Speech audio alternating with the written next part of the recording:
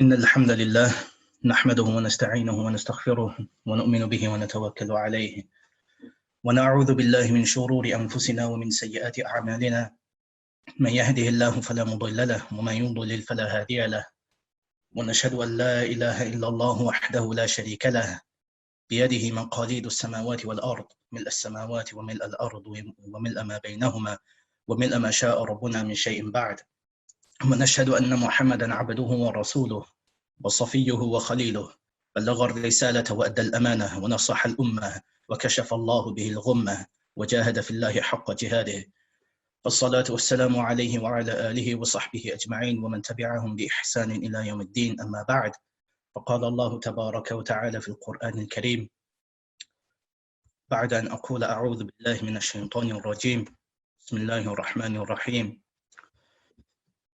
وما كان لبشر أن يؤتي الله الكتاب والحكم والنبوة ثم يقول للناس كونوا عبادا لي من دون الله ولكن كونوا ربانيين بما كنتم تعلمون الكتاب وبما كنتم تدرسون شرح لي صدري ويسر لي أمري واحلل عقدة من لساني يفقهوا قولي سبحانك لا علم لنا إلا ما علمتنا إنك أنت العليم الحكيم اللهم انفعنا بما علمتنا وعلمنا ما ينفعنا إن الله وملائكته يصلون على النبي يا أيها الذين آمنوا صلوا عليه وسلموا تسليما اللهم صل وسلم على عبدك ورسولك محمد وعلى آله وأصحابه أجمعين. I welcome all the participants,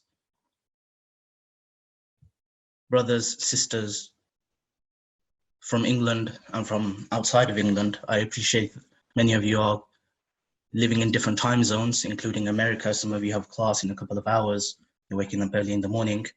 So may Allah subhanahu wa ta'ala accept the sacrifice of yours. Inshallah, we won't be spending too much time on this. I'll try to wrap everything up bi'idhnillahi ta'ala within an hour or an hour and a half and leave the rest of it for a Q&A. Ideally, this type of topic is something we'd want to be interactive, would want to make it interactive, have discussions, have Q&A within the presentation while the discussions of the ayat of the Qur'an are taking place. However, due to time constraints, we will have to leave that until the end of the presentation, bi'idhnillahi ta'ala, so we can get everything done. So this topic is called Become Rabbāniyyin, or how to be Rabbāniyyīn. Rabbāniyyīn will define what this term means. Essentially, it means to become cultivated, but we're using the word Rabbāniyyīn here because it's in the Qur'an directly. And we will be exploring the meaning of Tarbiyah, the meaning of cultivating, the meaning of education in light of the Qur'an. By the end of this webinar, inshallah, everybody should have a clear understanding of the Qur'an's approach to learning. Not only the Qur'an, but all the Prophet's approach. When I say the prophetic approach here, it doesn't only mean the Prophet ﷺ, but rather all the Prophets in the Qur'an, every single one of them. But we will only be looking at two of them in detail. Not that much detail. The Qur'an itself is, of course, an educational book, and everything right from the first revelation, Allah subhanahu wa ta'ala told the Prophet عليه وسلم, Iqra, read, and later on he says, عَلَّمَ الْإِنسَانَ مَا لَمْ يَعْلَمْ, that Allah is the one who taught through the pen. He taught the human being what he did not know. So Allah subhanahu wa ta'ala tells the Prophet ﷺ elsewhere as well, وَعَلَّمَكَ مَا لَمْ تَكُنْ تَعْلَمْ, that Allah is the one who taught you what you did not know before. So the whole Qur'an essentially is an educational text, but we can't cover everything within a short one-off webinar. So we will be looking at some ayat of the Qur'an, not in an exhaustive way. So we'd want a clear understanding of the prophetic approach to learning and approaching knowledge and engaging with knowledge, especially scriptural knowledge, Islamic knowledge. How do you engage with theology? How do you engage with belief in Allah subhanahu wa ta'ala, rather than having an inherited faith where we're Muslim just because our parents are Muslims, just because we might have been born into Muslim families? Should that be the case, or can we have an informed, critical and a reflective approach to our faith in Allah subhanahu wa ta'ala, in the Prophet sallallahu alaihi wasallam as the true and final prophet, and the Qur'an as being the word of Allah subhanahu wa ta'ala? The second objective is, the first objective is something we want everybody to go away with. The second objective is ideal for everyone to go away with. but it's something I'd want at least a few of you, but most of you, inshallah, if you can do this, because this is the practical side of it, to be able to reflect on your own lived experiences of engaging with the Qur'an in order to refine your own relationship with Allah subhanahu wa ta'ala. This is the second and main objective of, or this is the ultimate objective, you could say, of this webinar. And the first one is the primary objective. So if we begin,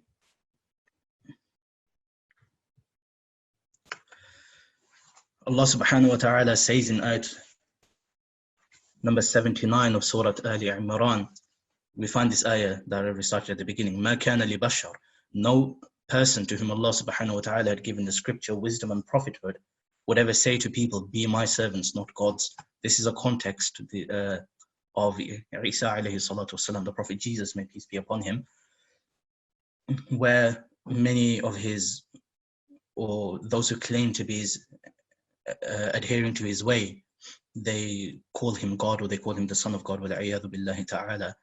And Allah subhanahu wa ta'ala is rebuking this. He says, no prophet who has been given the Bible, who's been given wisdom, has been given prophethood, he will not turn around and tell the people, worship me and not God. He will not tell people, be my servants, not Allah's servants. He will never say that. Rather, what would he say? Kunu Rabbāniyyīn. And this is the point that we're going to cover or explore in a bit more detail, inshallah. Be cultivated, be a Rabbāniyyīn. We'll explain what Rabbāniyyīn means in the next slide, inshallah. But how do you become a Rabbāniyyīn? The Qur'an tells you here, بِمَا كُنْتُمْ تُعَلِّمُونَ الْكِتَابَ وَبِمَا كُنْتُمْ تَدْرُسُونَ. By having taught the scripture and having closely studied it. In this context is of the Bible, that be cultivated from having taught the Bible. This is talking to the Pharisees, the Jewish Pharisees and rabbis and others, the Ahlul Kitab, the people who have been given the Bible as scripture before us. So the way to become a Rabbānī, the way to become cultivated, is from learning the scripture, which in our case will be the Qur'an, and teaching it. However, we're not going to be focusing on teaching here. We're going to focus on learning. And when I say learning, I don't mean a school type of learning where children go into school and they are instructed by the teachers. That's not what I'm talking about. I'm going to talk about it from a more Qur'anic perspective, that we know the Prophet ﷺ was 40 until 63 when the Qur'an was revealed to him. It wasn't in one go. It was over a spread of 23 years. And the Qur'an was revealed to an adult, to a mature grown-up adult, and the primary audience were mukallaf, were mature adults who are responsible for their own actions and their thoughts and how they wish to live their life. The primary audience of the Qur'an is not children. And so we are not going to be focusing on children going to school or anything like that. We'll be looking at adults and how should we engage in our relationship? How do we engage with learning? How do we engage with knowledge? Because if the Qur'an itself is knowledge, faith itself is knowledge, well, our faith, at least Islam, is a knowledge-based faith. It's not a blind faith, as we'll be covering later, inshallah. So what does Rabbānī mean? I've got the Arabic on the side because there are a lot of Arabic speakers who have joined the course. MashaAllah, there are a wide range of people actually joining the webinar. So this makes it a bit more tough to deliver the webinar actually. We've got all the way from, we've got PhDs and academics, we've got scholars, we've got professionals, we've got doctors and lawyers, and we've got educationists. We've got all sorts of people here. We've got lay people, we've got people who are newly practicing the deen. So I'll try to deliver this in a way that can resonate with everybody, inshallah. I might not go through all of the Arabic on the side, but I've got the Arabic there for those who will find it useful. Now, Imam Tabari, rahimahullah, is one of the more authoritative scholars of tafsir, very, very early scholar from about 1100 years ago, 1100 years ago. He died in 310 Hijri, rahimahullah. So he was considered one of the imams of tafsir who's gathered a lot of the opinions of or explanations of the Qur'an from the earlier generations, including the Prophet sallallahu alaihi wasallam and companions and their students. And sometimes he gives his own opinion where he gathers or summarizes everybody else's opinion into one short sentence. So he explains what Rabbānī means in this ayah. He says essentially what it's saying is the one who nurtures the people. The one who nurtures the people, that is the one who perfects their affairs. He takes care of them and is engaged in them, is emotionally invested in them and manages them. So here we find أنهم جمع رباني وأن رباني المنسوب إلى الربان الذي يرب الناس وهو الذي يصلح أمورهم ويربها ويقوم بها. So the word Rabbānī is directly related to the word Tarbiyah. Tarbiyah is a very common word that we will find in many Islamic settings, not only Islamic settings, but also in many Muslim cultures. You hear it in the context of nurturing, of parents raising their children, of teachers raising or allowing their students to grow, or disciplining them. We hear it in all sorts of contexts, but we will be exploring this in a more technical sense, inshallah. So Tarbiyah, what is Tarbiyah? So linguistically, I'm not going to spend too much time on these bits, so we can focus more on the Qur'an, inshallah. Linguistically speaking, Tarbiyah comes from Murabba yurabbi tarbiyatan, which means to grow something, not to grow yourself. It means to grow something, or to increase it, to nurture it, to cultivate it, to make it come out, basically. There are a lot of linguistic meanings on the side here. This is taken from a book called Usul al-Tarbiyah al-Islamiyya, which I've referenced at the end of the slide, inshallah, those who are interested to look at it. But contextually, what we'll be looking at here is it means to develop something stage by stage, or develop someone, a person, a child or an adult or anybody, until that person reaches their maximum potential. So this can be in whatever context. It can be in educational sense, it can be in a skillful sense, it could be in many different disciplines can apply here. If you look at Raghib al-Asfahani's definition now, إنشاء الشيء حالا فحالا إلى حد التمام. So this tells us that education from an Islamic perspective, or education from a traditional perspective, is developmental. So it happens stage by stage, which we'll be looking at, inshallah. So Tarbiyah in English, the closest meaning or the closest equivalent basically would be education. So education means the same thing. It doesn't mean teaching, it doesn't mean learning. Education actually has a deeper meaning behind it. It means to allow somebody to grow and learn and develop themselves. Now this word Tarbiyah, or its relevant words that come from the same triliteral roots, Rabba, it's actually relevant to the word Rabb as well. So when we say Alhamdulillahi Rabbil Alameen, all praise is to Allah, the Lord of all the worlds, we say.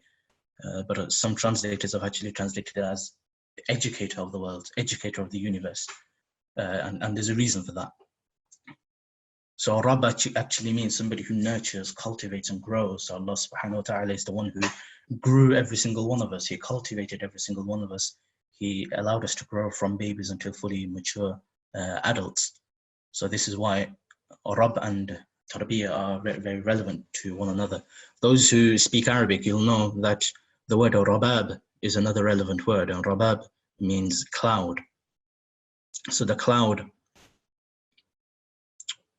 we'll actually cover something about rain and clouds later on, inshallah. But you see, the clouds will send down the rain, and the rain will cultivate the land, and the land will bring forth vegetation and crops and produce crops, vegetation, fruits, plants, things like that. So Rabab has that same quality as well. In modern Arabic, the word jam as well, for jam, you know, on your toast, where you put jam, is called murabba. So murabba, again, it comes from the same context, same wording. And if anybody looks into how jam is produced, jam is made, you'll appreciate how the meaning of Tarbiyah actually fits in there really, really interestingly. Now, the word Tarbiyah you find in the Qur'an in many places. You find وَتَرَى الْأَرْضَ هَامِدَةً فَإِذَا أَنزَلْنَا عَلَيْهَا الْمَاءَ اهْتَزَّتْ وَرَبَتْ وَأَنبَتَتْ مِنْ كُلِّ زَوْجٍ بَهِيجٍ.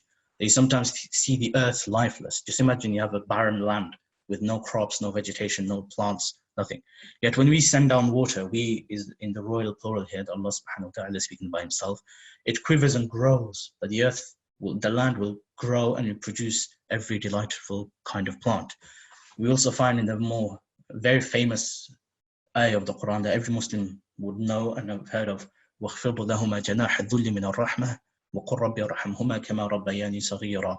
Then lower unto your parents the wing of humility out of mercy, and say, my Lord, have mercy on them كَمَا رَبَّيَانِي, as they raised me, as they nurtured me, as they cultivated me when I was little. So the concept here is not just raising them as, just giving them food and giving them a house to live in, but the role of parents is not just to, look after them financially or look after the children, in any other way, but there is an emotional investment there is an educational interest here, which is why in Arabic they actually say al-madrasatu al-ula, that the mother is the first school for the children.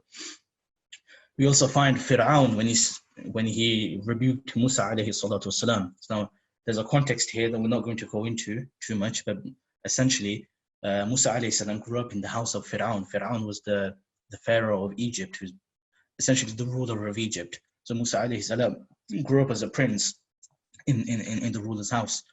And eventually when he gained prophethood and he taught Tawheed, he taught about justice, and he preached the oneness of Allah subhanahu wa ta'ala. Fir'aun was much older now. Mūsā alayhi salam was of course older. And he said, أَلَمْ نُرَبِّكَ فِينَا وَلِيدًا وَلَبِثْتَ فِينَا مِنْ عُمُرِكَ سِنِينَ. Did we not raise you among us as a child? And basically, we raised you, we nurtured you, we gave you a house to live in, and here you are talking to us, you are educating us, you're telling me what to do. So did we not raise you among us as a child, and did you not stay among us for years of your life? The point here is raise you. Again, the word nurabbi. So alam nurabbika fina walidan is there. This is also the same word as a lot of you will be familiar with murabbi.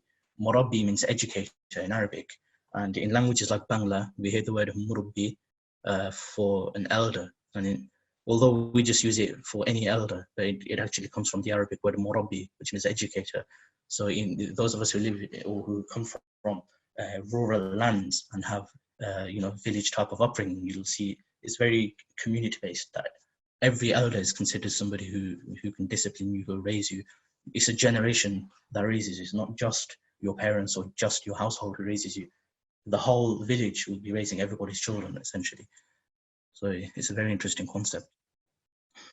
Now if you look at the initial ayat that we began with, مَا كَانَ لِبَشَرٍ فَكُونُوا رَبَّانِيِّينَ, become cultivated, we find that the Qur'an tells us that the prophets told the people to be cultivated.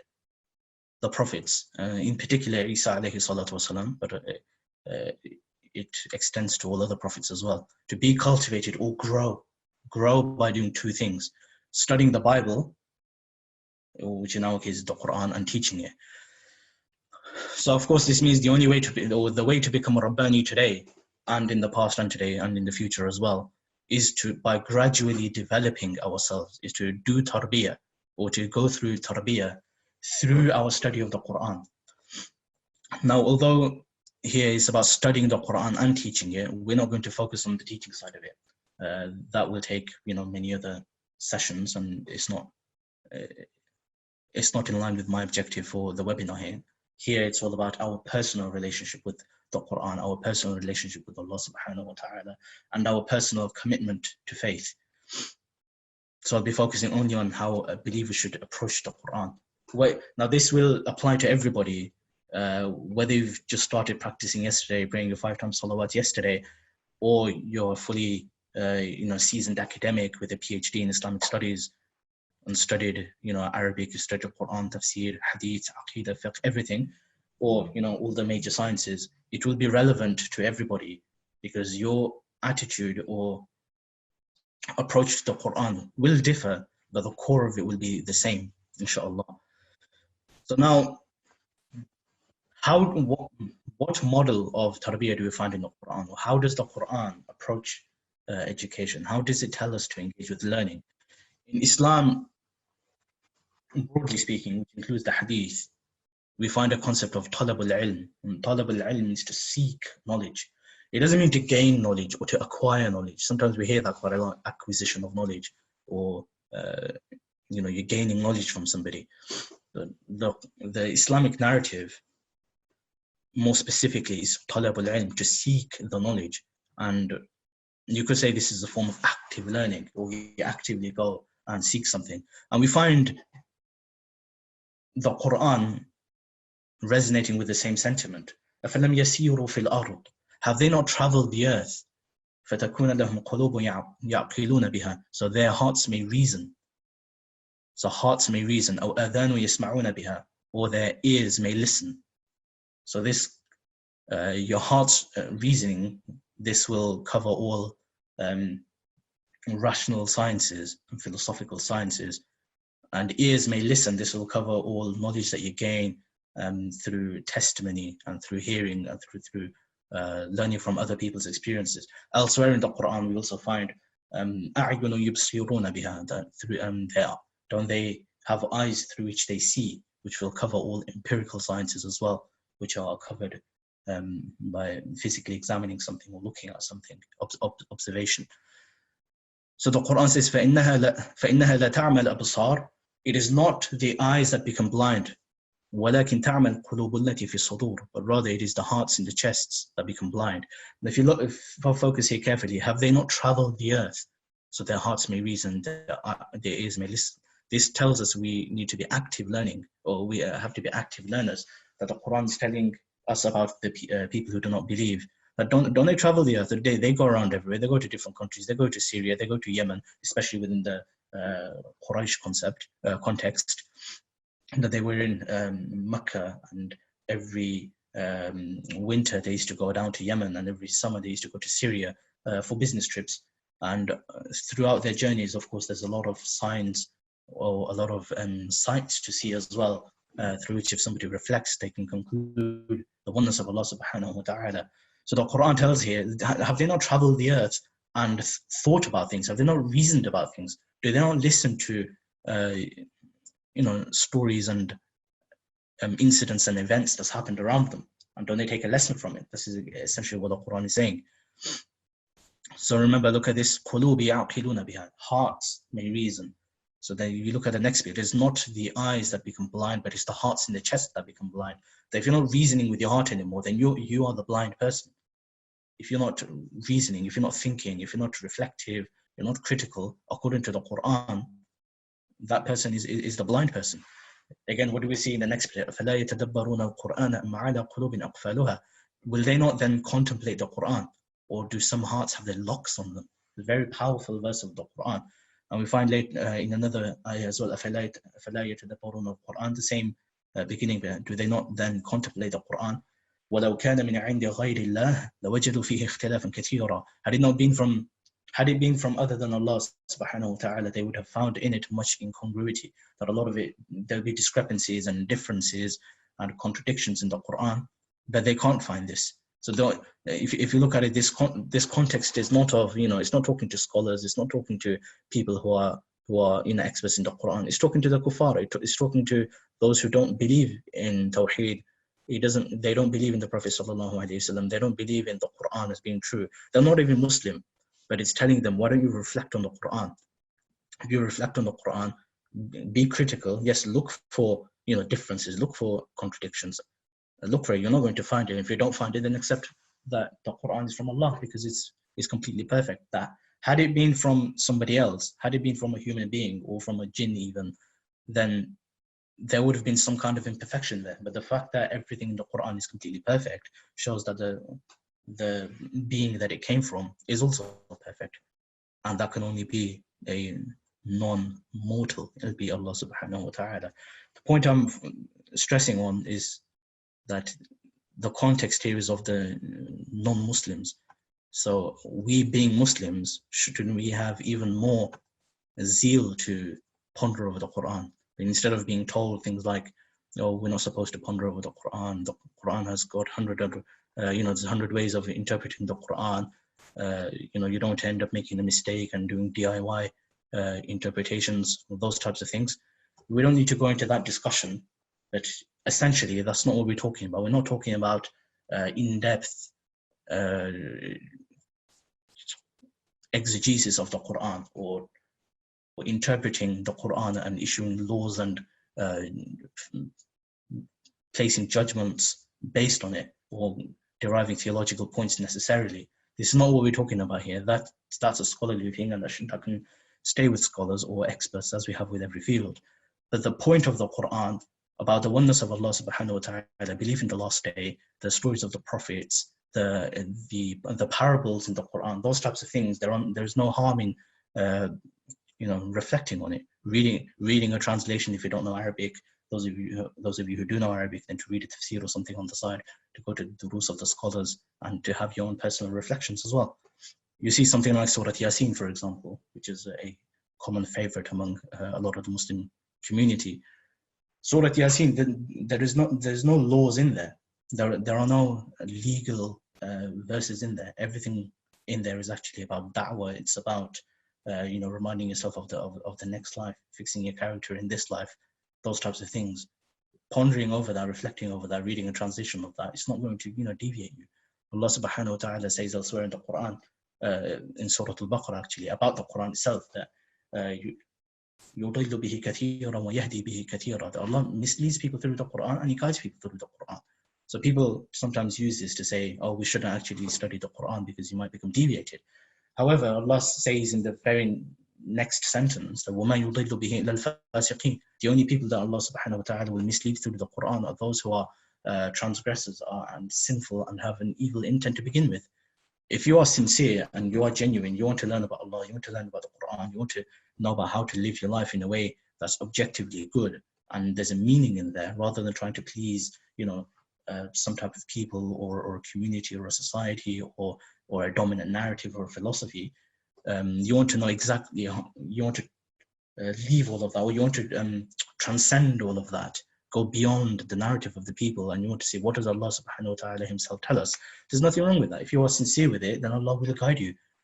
How many convert Muslims or revert Muslims have you seen who have accepted Islam without looking at a translation of the Qur'an? Not many. Most people I know, it is the Qur'an that actually brought them to Islam. So if a non-Muslim can read the Qur'an and become Muslim, why should a Muslim fear reading a translation of the Qur'an or contemplating of the Qur'an and think he's going to become a deviant and leave Islam? This absolutely doesn't make any sense. And it's never been the case throughout history either. There are anecdotal contexts here and there, but these are anecdotal. And if somebody has a wicked intent to begin with, then Allah subhanahu wa ta'ala will deal with them accordingly. We just make dua, Allah subhanahu wa ta'ala keep our intention sincere, and He keep us guided on the right path as He wishes us to be on.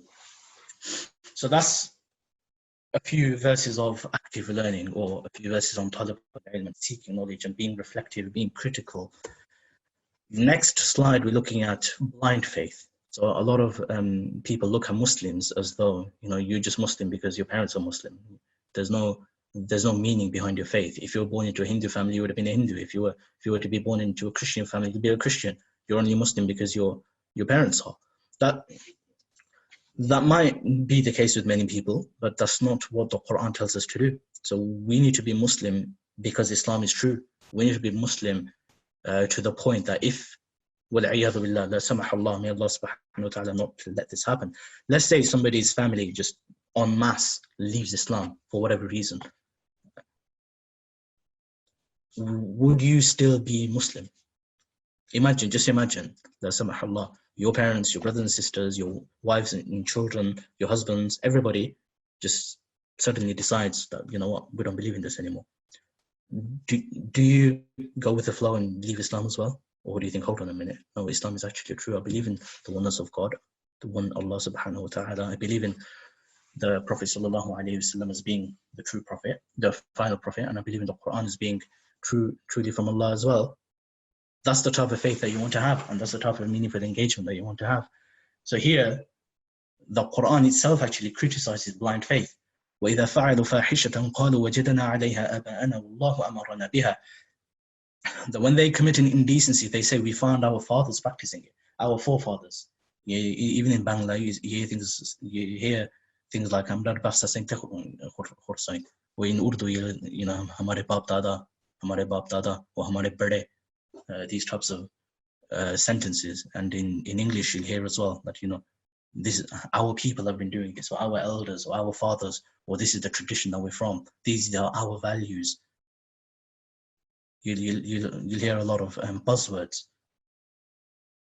So the Qur'an is very, very relevant to today, just as it was, throughout history. So they said, we found our people or our fathers, our forefathers practicing this, and therefore Allah has commanded us to do this. The Qur'an tells the Prophet ﷺ to say, إِنَّ اللَّهَ لَا يَأْمُرُ بِالْفَحْشَاءِ, that Allah does not command indecency. أَتَقُولُونَ عَلَى اللَّهِ مَا لَا تَعْلَمُونَ, do you say of Allah that which you do not know to be true? So you can't comment on Allah subhanahu wa ta'ala or theology or the Qur'an without knowing something to be true. That requires knowledge, and that requires a measured knowledge. And this is what we find in the next bit. قُلْ أَمَرَ رَبِّي بِالْقِسْطِ, say, my Lord commands uprightness. My Lord commands justice. Qist. Qist actually means to be measured on both sides, which is justice in English. I believe the word justice and the word qist come from the same roots in whichever language of the Eastern Romans used to speak, whether that's Latin or Greek or something else. So the word qist and qistas is, although it is Arabic, it came from non-Arabic roots, and we find that in Sahih al-Bukhari as well, where Imam Bukhari rahimahullah tells us al-qistas fi al-Rumiyya or al-qistu fi al-Rumiyya al-adl, that in the Roman language, in the language that the Romans speak in Eastern Europe at that time, in their language it means justice. It means so yeah, the word justice and qist seems to come from the same root. Wallahu a'lam. The point here is, saying something like we found our forefathers doing this is not a good enough reason. In the next part is even more powerful. وَقَالُوا رَبَّنَا إِنَّا أَطَعْنَا سَادَتَنَا وَكُبَرَاءَنَا فَأَضَلُّونَ السَّبِيلَ رَبَّنَا أَتِهِمْ ضِعْفَيْنِ مِنَ الْعَذَابِ وَلَعَنْهُمْ لَعْنًا كَبِيرًا. They will say on the day of judgment, when people have been blindly following their leaders and their chiefs and the elders of the community and the influential people of the community, and they let them go astray, what will they say on the day of Qiyamah? That they will finally regret what they're doing, instead of having that trust, an unwarranted level of trust in their elders who can actually manipulate them, manipulate their trust. So they will say, our Lord, we obeyed our leaders and elders, and they led us astray. They thus led us astray from the path. فَأَضَلُّونَ السَّبِيلَ. Our Lord, give them double suffering, give them twice the punishment. ضَعْفَيْنِ مِنَ الْعَذَابِ وَلَعَنْهُمْ لَعْنًا كَبِيرًا, and curse them a mighty curse. So this is the level of criticism that we find of blind faith, blind following, uncritical thought, and unquestionably, just swallowing what people are saying. So this is not the purpose of education in Islam. We don't learn in Islam to be blind followers of somebody. We don't learn in Islam to stay restricted in something. It's to free you from the shackles of the dominant thought, and you can think on your own level, with your own autonomy, with your own sense of being, and you find a sense of purpose in your life. So there are three purposes of education that I've taken inferences from the Qur'an. There could be more, but these are three that I've found directly in the Qur'an, and they seem to give us a sense of philosophy, or what is our mindset when it comes to learning. So the first one, and the most important one, is to find Allah through His signs. And you can say this is abstract thinking, philosophical thinking. All of these things fall under here as well. أَلَمْ تَرَ أَنَّ اللَّهَ أَنزَلَ مِنَ السَّمَاءِ مَاءً فَأَخْرَجْنَا بِهِ ثَمَرَاتٍ مُخْتَلِفًا أَلْوَانُهَا. Have you not considered how Allah sends water down from the sky, and that we produce with it fruits of varied colors? So just imagine there's clouds, rain comes down, and various trees and plants come forth from there, and they produce fruits of different colors. You have all the way from mangoes to bananas to apples and everything else. وَمِنَ الْجِبَالِ جُدَدٌ بِيضٌ وَحُمْرٌ مُخْتَلِفٌ أَلْوَانُهَا وَغَرَابِيبُ سُودٌ. That in the mountains there are streaks of various shades of white and red. Judad means tara'iq, so وَمِنَ الْجِبَالِ جُدَدٌ, so it means ways, and sometimes it can mean khutut as well, lines, so streaks. There are streaks of various shades of white and red, and others jet black, or غَرَابِيبُ سُودٌ. If you Google some images of rainbow mountains, you have mountains in China, you have mountains in other countries that are very, very colorful. وَمِنَ النَّاسِ وَالدَّوَابِ وَالْأَنْعَامِ مُخْتَلِفٌ أَلْوَانُهُ كَذَلِكَ. that there are various colors among human beings. That needs no explanation, especially those of us who are living in multicultural societies. Wild animals and livestock too. Now just imagine, look at this. Do you not see how Allah does this? You're studying biology here. How Allah sends down water from the sky. This is biology. That in the mountains there are streaks of various shades of white and red. This is either geology or geography. And that there are various colors among human beings, wild animals and livestock too. You can look at that in an anthropological sense, in a biological sense, many different ways you can actually analyze that. And the point is, إِنَّمَا يَخْشَى اللَّهَ مِنْ عِبَادِهِ الْعُلَمَاءِ إِنَّ اللَّهَ عَزِيزٌ غَفُورٌ. That the only ones who fear Allah from among His servants are the learned. Now, a lot of the times when we use this ayah, it tends to be restricted to Shari'i knowledge, or knowledge of the Qur'an, knowledge of the Sunnah, knowledge of fiqh, aqidah, things like that. However, if you look at the context, and the context is here, it's talking about natural sciences, it's talking about biology, it's talking about geology, rocks, those types of things. But using that, pondering over rain and plants and mountains and animals and human beings, pondering over that and letting that lead to the oneness of Allah subhanahu wa ta'ala, and being in awe of Him and His creation, His ability to create. This is what learning should make us do. And the only way you do that, you have to ponder over things, you have to reflect over things, you have to contemplate over things. So this reflection, deliberation is what takes us to this goal. So the goal of learning is to fear Allah subhanahu wa ta'ala, is to be in awe of Allah subhanahu wa ta'ala through recognizing His signs in the world around us. And these signs are still existing around us today. Even if we're not living in rural communities or we're not living in the mountainous regions, there are many other things that we can ponder over and reach this goal. Again, the point is, you find Allah through His signs, through abstract thinking. The second objective is to develop yourself. You develop your own character building, and there's reflective thought in here, there's reflective practice in here, or there's practice on what you learn as well.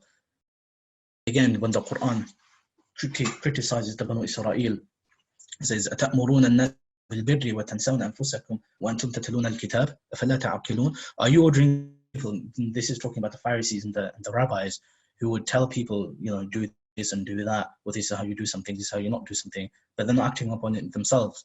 And you find this as a criticism of religious Muslims as well. Sometimes you hear non-practicing Muslims say, some of the most arrogant people I see are the religious ones. Those who become religious, they just start thinking that they're too good. They think they're better than everybody else, which is completely against the concept of the deen in the first place. Now, the reason for that is their educational approach to learning the deen, or to approaching the religion, is wrong. It's not in line with the Qur'an. So our attitude and our faith commitment to Islam has to be different. It has to be sincere, and it has to be consistent and coherent.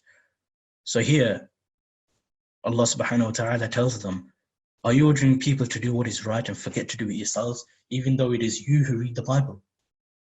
وَأَنْتُمْ تَتْلُونَ الْكِتَابَ أَفَلَا تَعْقِلُونَ. Have you no sense? Do you have no aql? Ta'qilun comes from the word aql, and we use these words in many other Eastern languages as well, the same word. So here the point is, don't tell other people how to do good and you don't do it yourself, and don't tell other people how to refrain from bad and you don't refrain from it yourself. So you can't, be a Muslim and start practicing the deen, and you think, oh, look at me, I pray my 5 times salah, and look at this person, he's still drinking alcohol, he's still hiding his relationship from his parents, he's still doing all of this, or this person's got a child with a non-Muslim girl and his parents don't even know about it. Those types of, we don't need to think like this. This is not an attitude that we're supposed to have. There is a different attitude to da'wah and a different attitude to how you engage with others. But that's beyond the scope of this webinar. The third purpose of education in Islam, as per my understanding, and there will be more if somebody reflects and tries to find them, but these are things that I found, not only myself, but I found sources and scholars from 1,000 odd years ago have said the same things as well. So I'm not just pulling this out of thin air. I've not referenced everything here. I've only referenced the ayat of the Qur'an because this is Allah's relevant here. وَمَا كَانَ الْمُؤْمِنُونَ لِيَنْفِرُوا كَافَّةً. But it's not for the the believers all to go forth. This is talking about the concept of an expedition in war. You don't need everybody to go into war, yeah, because what happens is when you go into war, when you go into jihad, when you go into a legitimate jihad, not the misunderstandings and misconceptions that people have about it. When in a genuine battle or war, you will learn about the tactics of war. You learn about the tactics of the ahkam of Allah subhanahu wa ta'ala with regard to war. That you don't, you can't break down churches and synagogues or religious seminaries. You can't kill children or women or elderly. You don't uproot plants and trees, and you can't. There's so many other things that you can and cannot do. How do you perform salah in such a situation? Do you perform salah in such a situation? If you're fearing an enemy will attack you, how do you do it? There's a completely different method of salah in such a situation. There's a lot of deen to learn, basically. So you can apply this to other contexts. That it's not for everybody to go out and learn. Go into a madrasa, go to a Dar al-Ulum, go to an Islamic university in Medina or in Egypt or in Malaysia or Turkey or somewhere else. Everybody doesn't need to do that. We just need some people to do that. Why not? فَلَوْلَا نَفَرَ مِنْ كُلِّ فِرْقَةٍ مِنْهُمْ طَائِفَةٌ. Why should not a party of each group go forth? لِيَتَفَقَّهُوا فِي الدِّينِ, to gain understanding in religion. وَلِيُنْذِرُوا قَوْمَهُمْ إِذَا رَجَعُوا إِلَيْهِمْ. This is the point I'm trying to make here. And to warn their people when they return to them, لَعَلَّهُمْ يَحْذَرُونَ, so that they may be vigilant. So some people go, they learn, and they come back to warn other people, so they make a change in the community. They cultivate others, they educate others. So this is the third objective or purpose of education that we learn in Islam. There's a hadith of the Prophet sallallahu alaihi wasallam, Bukhari and Muslim. I wanted to include the Arabic here. However, it's a bit abstract, and I remember when we studied this hadith in madrasa and things, because it's something that you have to think about. A lot of students, they're put off by it, or they wander off into their own world. But here I've tried to break it down by pressing enter a few times and putting some pictures here to help make us understand it better. Now, this is really important hadith. The Prophet sallallahu alaihi wasallam said the example of guidance and knowledge with which Allah subhanahu wa ta'ala has sent me is like abundant rain falling on the earth. Now remember, we said rabab means cloud, and it has the same meaning of cultivating and growing. We find this example here. Some of which was fertile soil. So some of the land was fertile soil that absorbed rainwater and brought forth vegetation and grass in abundance. So if you look at the first picture, the green leaves and a twig or branch with water on it, you see how cultivated, how mature, how it's grown. This is the first type of soil that we find. Remember, this is an example of knowledge and guidance. So the Prophet ﷺ is giving us a parable that is comparing something abstract like guidance and knowledge with something tangible and physical like trees and plants and water and land, especially in their context in the deserts in Arabia and farming and those types of contexts. There's actually a pedagogical value here. We learn a style that the Prophet ﷺ used while teaching. However, we're not focusing on the teaching here. We're focusing on our learning. So this is the first type of land, if you look at the first picture. Another portion of the land was hard and held the rainwater, and Allah benefited people with it. And they utilized it for drinking, making their animals drink from it, and for irrigation of the land for cultivation. If you look at the middle one, this middle picture, there is, that water can't produce any, the land beneath that water can't produce any vegetation. However, people can go there. You'll see people are riding boats on it in our context. But in the past or in rural areas, they'll take buckets of water from there, take it home. They may bathe from it, they might cook with it, or they'll water their plants with it and things. So it hoards a lot of water, but the land itself can't do anything, even though other people can take benefit from it. That's the second imagery the Prophet ﷺ gives. And the third one, and a portion of it was barren land, which means it can't produce anything, which can neither hold the water nor bring forth vegetation. If you look at the third picture, it's completely dry land. If it rains on there, it wouldn't collect any water, and people can't really benefit from it either. The Prophet ﷺ explains what this means. Now look at this explanation. The first is the example of a person who comprehends Allah's religion, who understands Allah's religion. فَقْهَ فِي دِينِ اللَّهِ. He has a deep understanding of Allah's religion, and he gets benefit from the knowledge. He benefits from the knowledge himself, or she benefits from the knowledge herself, which Allah subhanahu wa ta'ala has revealed through me, meaning the Prophet sallallahu alaihi wasallam. So he or she learns and then teaches others. So you gain, just imagine what happens with that land is it takes in the rain, it absorbs the rain, it engages with that water, and it develops itself as a plant or as a crop or as something else. So essentially, the person who understands Allah's religion himself or herself benefits from that knowledge in themselves, and they grow as people, they cultivate as people, and then through that they develop and they teach other people. This is the first example. The person who does not respond to Allah's guidance is like that barren land. The person who doesn't, they don't respond to guidance, they don't they're not very committed to religion, and they don't really engage with knowledge at all in whatever capacity. They're like that third land where they don't benefit from it themselves. So the Qur'an is here, Islam is here, the Hadith is here, Prophet sallallahu alaihi wasallam's tradition is, his legacy is here in front of us, but they don't really benefit from it, and it doesn't really affect their lives in any way. That's the third land. And if you can infer from this what the middle picture is referring to, or the middle land is referring to. However, we'll take a look at it from an educational perspective here. Now, this example, the Prophet ﷺ himself has explained it, and the scholars of Hadith have also explained it, or they've extended it. They said the first one is basically the person who benefits from, they benefit from knowledge themselves, and they benefit other people as well. The second person is the one who doesn't benefit from it himself or herself, but they do benefit others through it. So they will say, for example, something like they teach others to do good, but they don't really do it themselves, or they teach others how to stay away from bad, but they don't do it themselves, for example. And the third one, who doesn't learn it and doesn't really teach it. That's how they've traditionally explained it. From an educational perspective, you can take it even further. So our teacher, our tutor, Dr. Abdullah Shahin from the University of Warwick, he's actually a traditional scholar from a Turkish Kurdish background.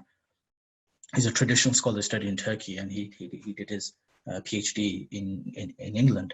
So he's actually produced his own course on all of this Islamic education. Now he understands this hadith, or the hadith of the three types of land, in terms of a believer's approach to knowledge and how they identify with their religion, or how what he calls faith commitment. So he says this first land, if you see the first picture, the green one, the land that takes in rainwater and uses it to produce vegetation. He says this refers to the believer's faith commitment is exploratory or achieved. I'm not going to explain what both of them mean, because he uses it in a technical way, as a terminology. But basically what it means is the learner who explores the faith, they engage with it critically, they engage with the knowledge reflectively, and they are committed to it, they are consistent with it, they are coherent with it. So there's a set of rules, they learn in a systematic way. This is that person. So they think, they explore, they do tadabbur and tafakkur, they reflect, ponder, contemplate, and they produce knowledge themselves, and then they can benefit other people with it as well. The second picture or the second example of the land that's kind of barren, but it holds water. Dr. Abdullah Shahin says this refers to the person's faith commitment is foreclosed. What that means is, in more informal language, we'll say narrow-minded, or in other words, they not necessarily narrow-minded, but narrow-minded people do fall under foreclosed, but not every foreclosed will be narrow-minded per se. There can be other factors such as ability, and there could be other factors to why people become foreclosed. But it essentially means those who inherit knowledge uncritically. So, for example, they memorize a number of facts, or they just inherit their parents, whatever stories they've told them, or whatever they've told them about the religion, that's all they basically know, and they just hold that, and they don't really reflect on it, they don't really ponder over it. They might have memorized a lot of Qur'an, but they don't know what it means. or you might be taught what it means, but you don't really reflect on what you've been taught and think about it, be critically engaged with it, discuss it. By the way, when we say critical, it doesn't mean to pick out mistakes. It's not a bad word. Criticism is not a bad word. And naqd in Arabic is not a bad word. Naqd in Arabic, although it is used for criticism as well, but the proper word for criticism is dhamm. Naqd actually means, sometimes you say change as well, or cash. Cash money is called naqd as well. And there's a reason for that. So naqd, which is used for criticism, is tamyizul jayyid min al-radi. So where there's, before we had currency, we had gold coins and silver coins as our money. Now gold coins, and of course those of you who have a lot of jewelry or you're aware of jewelry, you know there are different carats of gold, or the quality of gold can differ. Now somebody who's an expert in jewelry and gold and will be able to figure out what is pure gold and what is a little bit of gold, or what has, for example, this is 22 karat gold, or this is only 9 karat gold. They can sieve the good quality from the bad quality. They can sieve the good from the bad. That's what naqd means, to be able to categorize what's good and what's bad. What are the strengths? So if we look critically, if we look at the English word criticism, it doesn't mean to criticize something as saying, oh, this is bad, or I don't like it, something like that. It means to sieve out, to weigh out the pros and cons, the advantages and disadvantages, or the strengths and weaknesses of an argument or a point or something. So it doesn't mean you have to be critical as though, oh, I've learned knowledge now, or I've read something in the Qur'an, let me go and tell other people off. That's not at all what we're saying here. So anyway, the foreclosed people have a strong commitment to faith. They might be really, really religious. They might pray the 5 times salah, and they're very, passionate about their tradition, about their identity with a certain group of people, but they don't explore that knowledge that they've gained. Just like how we spoke about the Banu Israel earlier, that they told other people what to do or not to do, but they couldn't engage in that knowledge themselves. And what did Isa alayhi salatu wasalam tell them is, you've read the Bible, you've studied the Bible, you teach the Bible, but you're not growing from it. You're not cultivating from it. It's not affecting you, and it's not supposed to affect you necessarily in a spiritual, mystical way. It's quite tangible. You know how it's going to affect you in an educational way, that you engage with it. There's a lot of knowledge in there, a lot of wisdom in there, because it's not coming from a human being. It's coming from God Himself. It's coming from Allah subhanahu wa ta'ala Himself. So why can't you ponder over that, think about it, and realize, oh, this is actually really true. Wow, this is amazing. This actually fits in our life today. And this explains the difficulties that I'm going in my life today. For example, this is the type of mindset we're supposed to have. Or at least this is the mindset that the Qur'an appears to call for.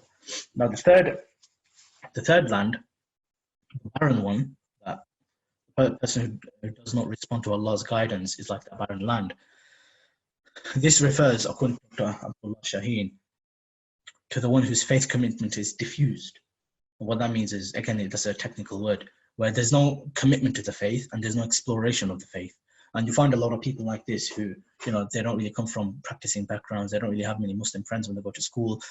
So when everybody else is fasting, they might be eating, ham sandwich or pork sandwich, or they might be trying to please their non-Muslim friends and things.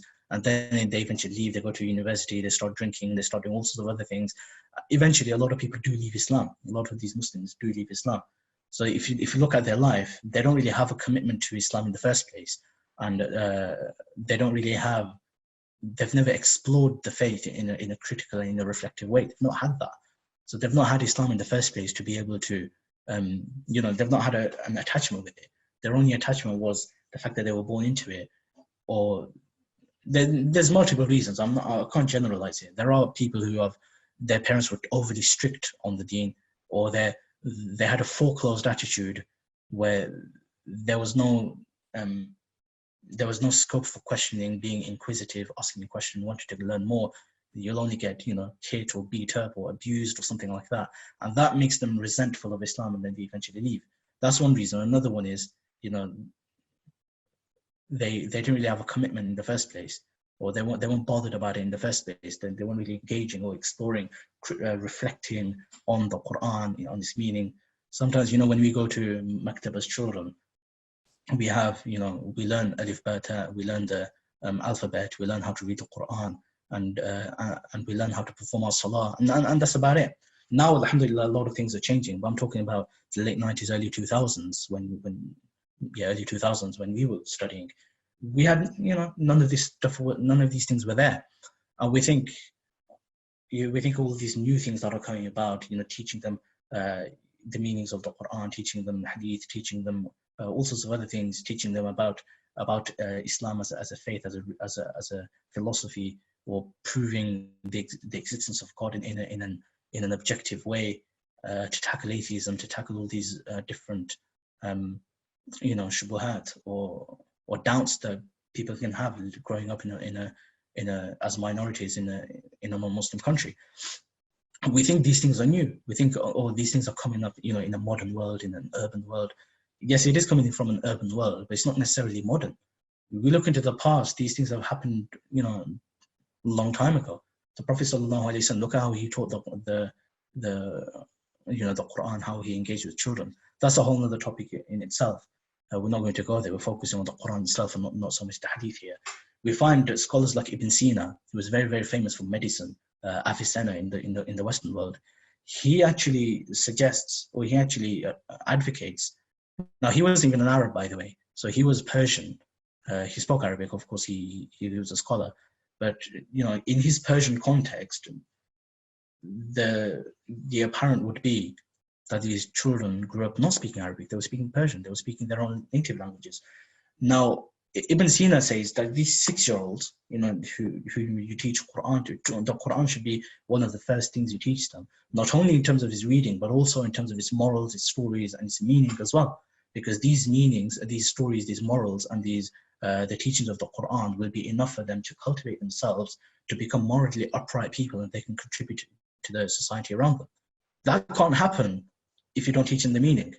So he's saying this about 6-year-olds. He's not even talking about advanced scholarship where you have to be in your 5th year or 6th year of studying the deen full time, without any internet, without any newspapers, without any access to anything. You just have to be completely dedicated.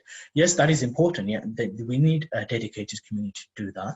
But the bulk of the Muslims, why should we have an uninformed approach to our own religion? There are already non-Muslims who have an uninformed understanding of our religion, and are, whether it's purposely or unpurposely, I'm going to assume a lot of them are doing it innocently, that they misrepresent our religion, or they've misunderstood something and it's being blown out of proportion. And, that has its harms. That doesn't have any benefits to it. Well, the benefit could be that it makes people want to engage in the Qur'an and learn about Islam in a more critical way, in a more reflective way.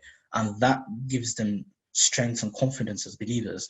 And this is why a lot of the youngsters in the modern world, in Britain, are more practicing or identify more as Muslims than they do, with an ethnic background that they might be from. Like some of our parents or grandparents and others of that generation, they might identify with themselves more as Bangladeshi, or more as Pakistani, or more as Arab, or more as Somali.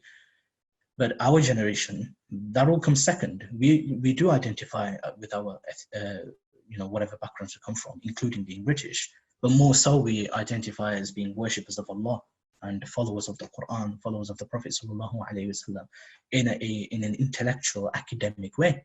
Why is that the case? There's reasons for these things. Part of it is probably because we grew up in the post 9/11 world. Anyway, that's not a discussion we want to go into. We've got quite a lot to get through still. On slide 15.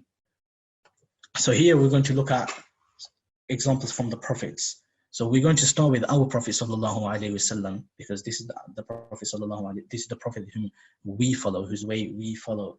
And although the bulk of what the Prophet sallallahu alaihi wasallam taught, or how he engaged with others, is in the Hadith and not in the Qur'an, but we're focusing on this because there is an ayah of the Qur'an that actually refers to our Prophet sallallahu alaihi wasallam, And we're including this just because we want something of our Prophet ﷺ there as well. So studying the Hadith literature in terms of learning and teaching or engaging with knowledge and faith commitment and things like that would be far beyond the scope of this webinar. However, at the same time, it's important to know that Aisha radiallahu anha described her husband, the beloved Prophet sallallahu alaihi wasallam, as a walking, talking Qur'an, you could say, a physical embodiment of the Qur'an. كَانَ خُلُقُهُ الْقُرْآن, that his character was the Qur'an. So we can look at that in a metaphorical sense. However, we're not doing that. We're going to look at the Qur'an directly, even though there are one or two hadiths involved. So his approach to tarbiyah, or education and teaching, as well as usage of critical, reflective thought, giving examples, using diagrams, using physically being available, those types of things, they require solid level research. Some scholars have done introductory level researches. For example, Shaykh Abdul Fattah Bughda, rahimahullah, a Syrian scholar who was based in Riyadh in Saudi Arabia, passed away around 2003 or 1997 or something like that. Probably 97 actually. He also studied the psychology of education, and he's written a book called Rasul al-Muallim, the messenger, the teacher, the teaching messenger, basically. It has been translated into English, but I'm not very fond of the translation. But the Arabic edition, it does go through a lot of hadiths that he analyzes from an educational sense. Now, this is not, it's as an introductory level to have a surface understanding of or exposure to the Prophet ﷺ's styles of learning and teaching and engaging with knowledge. It's a good book to start with. It's a good place to start with. We find things like this is one reason a lot of scholars are going on video and things like that as well, because we find, for example, in the Hajj, in the Hajj, when you do tawaf and other things, you're not, according to a lot of the scholars, you're not allowed to do it on mounting on a camel or a Segway. Remember, a few years ago there was a Segway and there was a big controversy about it. So when you're doing a tawaf, you can't ride a bike and do a tawaf, for example. Well, you can't ride a camel or a horse or a donkey and doing that. However, the Prophet ﷺ did do that, or he did ride a camel. Yeah, and the scholars actually say that the reason for this is there's thousands of people doing Hajj that year, and they had to learn how to carry out the rituals of Hajj. So the Prophet ﷺ made himself physically available so they can visually see him and say, "Khudhu anni manasikakum, khudhu anni manasikakum." Take from me or learn from me the rituals of Hajj. Learn the rituals of Hajj from me. And he made himself physically or visually available, and that has an educational value there. So this is one reason a lot of people go into videos and things now as well, to act upon this or to apply that into our modern context. Anyway, moving on now. Ibrāhīm alayhi salatu wasalam, there are plenty of episodes of his life that are mentioned in the Qur'an. We're not going to go through all of them, and as you can see here on the slide, I've got dot everywhere, just because we cannot cover everything. Anyway, all we're trying to look at here is his approach to learning, or his approach to teaching others. We're not going to look at the teaching side, but more so the critical and reflective side of it, from whichever context is coming in. So in Surah Al-Anbiya, we find وَلَقَدْ آتَيْنَا إِبْرَاهِيمَ رُشْدَهُ مِنْ قَبْلُ وَكُنَّا بِهِ عَالِمِينَ. Before Mūsā alayhi salam's time, a few generations before, we had given, as in Allah subhanahu wa ta'ala, had given Ibrāhīm alayhi salam his sound judgment, rushd, so his intellect. We've given him his sound judgment. وَكُنَّا بِهِ عَالِمِينَ. We were well aware of him being befitting for it. We were well aware of him. إِذْ قَالَ لِأَبِيهِ وَقَوْمِهِ مَا هَذِهِ التَّمَاثِيلُ الَّتِي أَنْتُمْ لَهَا عَاكِفُونَ. He said to his father and his people, "What are these statues to which you are so devoted? Why are you worshipping idols for?" His father was an idol seller, and he used to make idols and sell idols, and they used to worship idols. He came from a pagan background, and Ibrāhīm alayhi salam was never a pagan, of course, and he was critically engaged with it. As a child, as a youngster, he critically engaged. But hold on a minute. These statues, they're not even living. They're not mortals. Sorry, they're not immortal. They don't give you any benefit. They don't give you any harm. They don't listen to you. They can't, all of these other things. They don't have godly qualities in them. If they're not gods, then why are you worshipping them? Why are all these grown-ups and adults doing this? And there's a lot of other things we learn here, that you can be a youngster and be correct. There's nothing contradictory about that. Being right and wrong is not about your age or about being a majority or minority. Being correct is an objective reality, that there is truth and there is falsehood. If you are true, then you're correct, and if you're on falsehood, then you're wrong. And the way to figure that out is you'll have to have a measurement, or you critically engage with whatever measurement you use here. And in this situation, it's reason. So eventually what happens is Ibrāhīm alayhi salam is not getting satisfactory answers. So eventually when people leave, he breaks all the idols except the really big one, the really large one. So he breaks all the idols, and when they come back, they think, hold on a minute, who smashed all the idols? Oh, was it him? Is it this youngster called Ibrāhīm? Fata yuqālu lahu Ibrāhīm. He was a youngster, by the way. Fata, the word fata means youth. So Ibrāhīm alayhi salam, when he was asked, he said, بَلْ فَعَلَهُ كَبِيرُهُمْ هَذَا فَاسْأَلُوهُمْ إِنْ كَانُوا يَنْطِقُونَ. So rather it was this large one of theirs that did this big one, this big idol. He broke all the little ones. So question him, go on, if they can speak, go and ask him go and ask them who broke them. So they were saying, what are you talking about? Of course, that these idols don't talk. Then Ibrāhīm alayhi salam said to them, if you know they're not talking, if you know they can't harm you, if you know they can't benefit you, قَالَ أَفَتَعْبُدُونَ مِن دُونِ اللَّهِ مَا لَا يَنْفَعُكُمْ شَيْئًا وَلَا يَضُرُّكُمْ. He says, so instead of Allah, you worship you worship what can neither benefit nor harm you. أُفٍّ لَكُمْ وَلِمَا تَعْبُدُونَ مِن دُونِ اللَّهِ. Shame on you and what you worship beside Allah. Have you no sense? أَفَلَا تَعْقِلُونَ. Do you not use your reason? Aql. Do you not use your aql? This is the same sentiment we find from Ibrāhīm alayhi salam. Now let's go one step further. He's a complete prophet now. He's a mighty messenger of Allah subhanahu wa ta'ala. Yet he's asking, look at this. This is one ayah that I've split up just to make it easier to read. There's nothing missing here. This is actually the full ayah. In Surah Al-Baqarah we find وَإِذْ قَالَ إِبْرَاهِيمُ وَرَبِّ أَرِنِي كَيْفَ تُحْيِي الْمَوْتَى. Ibrāhīm alayhi salam, as a prophet now, as a messenger, as a not a youngster anymore, he's fully developed, seasoned prophet. He said, my Lord, show me how you give life to the dead, or how you will give life to the dead. We all believe in the last day. We believe in the physical resurrection of human beings on the day of Qiyamah. That Allah subhanahu wa ta'ala said to him, now there's a very important lesson we learn here. Allah said, do you not already believe? قَالَ أَوَلَمْ تُؤْمِنْ. That should have been on the on another line, but don't worry about it. Allah subhanahu wa ta'ala said, do you not already believe? Now, of course, Allah subhanahu wa ta'ala knows he does believe, but there's a lesson for us to see here. There's an important lesson here, that he, alayhi salatu wasalam, is one of the mightiest messengers of Allah. He's one of the closest people to Allah subhanahu wa ta'ala, such that we, in a different generation, in a different era, and from a different civilization and a different nation altogether, we are told to follow the way of Ibrāhīm alayhi salam. So we, as followers of the Prophet sallallahu alayhi wasallam, Prophet Muhammad sallallahu alayhi wasallam, followers of the Qur'an, in the Qur'an we are told to follow the way of Ibrāhīm, millati Ibrāhīm, فَاتَّبِعُوا مِلَّةَ إِبْرَاهِيمَ حَنِيفًا. Follow the way of Ibrāhīm alayhi salam, while remaining completely distant from all types of falsehood. So Ibrāhīm alayhi salam said, قَالَ بَلَى وَلَكِ لِيَطْمَئِنَّ قَلْبِي. Because of course I believe. Yes, indeed, I am a believer.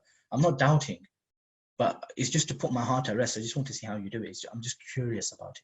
I want to have further faith. I want to increase my faith. So Imam Nawawi rahimahullah actually in his commentary of Sahih Muslim, he's the one who put chapters in Sahih Muslim, chapter titles. He actually titled this about increasing your faith, that there's nothing wrong with being inquisitive and wanting to increase your faith by asking questions and things. So Allah subhanahu wa ta'ala fulfilled this curiosity, and he said, قَالَ فَخُذْ أَرْبَعَةً مِنَ الطَّيْرِ فَصُرْهُنَّ إِلَيْكَ. That Allah said, take 4 birds and train them to come back to you, tame them. ثُمَّ جَعَلَ عَلَى كُلِّ جَبَلٍ مِّنْهُنَّ جُزْءًا, and then place a piece of them in every mountain. ثُمَّ دَعُوهُنَّ يَأْتِينَكَ سَعْيًا. Just imagine the 4 completely different mountains, very, very far away. And then Ibrāhīm alayhi salam will call them, and they will come flying to him. They will quickly come flying to you. يَأْتِينَكَ سَعْيًا وَعَلَمْ أَنَّ اللَّهَ عَزِيزٌ حَكِيمٌ. And know that Allah is Almighty, He is wise. So there's a visual demonstration. There's a picture here, there's an imagery here of 4 mountains, and the birds are in different places. And he said, Ibrāhīm alayhi salam called them, come to me, and they will come rushed flying back to him. So when this is an imagery that when we all die, we're in the barzakh, we're in the graves, and then when Allah subhanahu wa ta'ala orders the relevant angel Israfil alayhi salam to blow the horn, he will blow the horn for the second time, and we will all awaken. When we all awaken, we will come all back to Allah subhanahu wa ta'ala on one playing field. This is the imagery that's given here. Anyway, look at the point here. The Ibrāhīm alayhi salam is inquisitive. He's asking sensitive questions in order to grow and become cultivated. This is exactly what he's doing. He wants to grow, he wants to mature, or more, as he's already grown, he's already matured, he's already cultivated, but he wants to increase that. And he wants to increase his faith in Allah subhanahu wa ta'ala and his ability.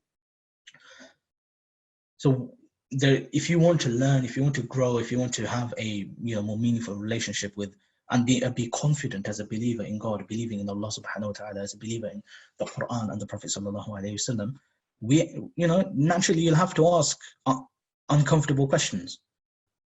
You have to address them. You can't just bottle them up inside of you, and when somebody asks you, you shout at them and try to shut it down. What you'll do there is you'll put people away from Islam. And as they grow up, and as that seed that you've planted in them grows into, the seed of doubt, as that grows and blossoms, well, not really blossoming, but as that grows, it'll push them away from Islam. That is not what we're supposed to do. Muslims are to take the Ibrāhīm alayhi salam as our theological role model. Therefore, Muslims need not feel afraid of theological curiosity. We can inquire and ask uncomfortable questions. The Prophet sallallahu alaihi wasallam said as well, وَحُسْنُ السُّؤَالِ نِصْفُ الْعِلْمِ, and a good question, asking a good question, not a silly, pedantic, petty question that you can figure out yourself. Well, why should you be asking these types of questions for? And they don't even matter. Not those types of questions. A good question that will actually help you grow is half of knowledge. The other half is obviously getting the answer. Now, Mūsā alayhi salatu wasalam, this is another section. With Ibrāhīm alayhi salam, his story is unfinished, by the way. There's a lot of more other things that we can go into, but we don't have that kind of time for a one-off webinar.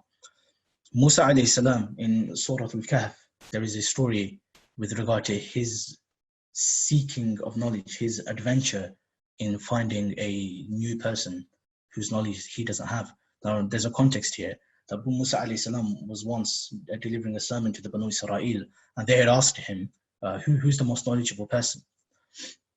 Now, what Allah would expect of a person to say at that time is, Allah knows best, I don't know who it is. Yeah, it could be me, it could be somebody else. Now, Mūsā alayhi salam was the most knowledgeable person in the world at that time.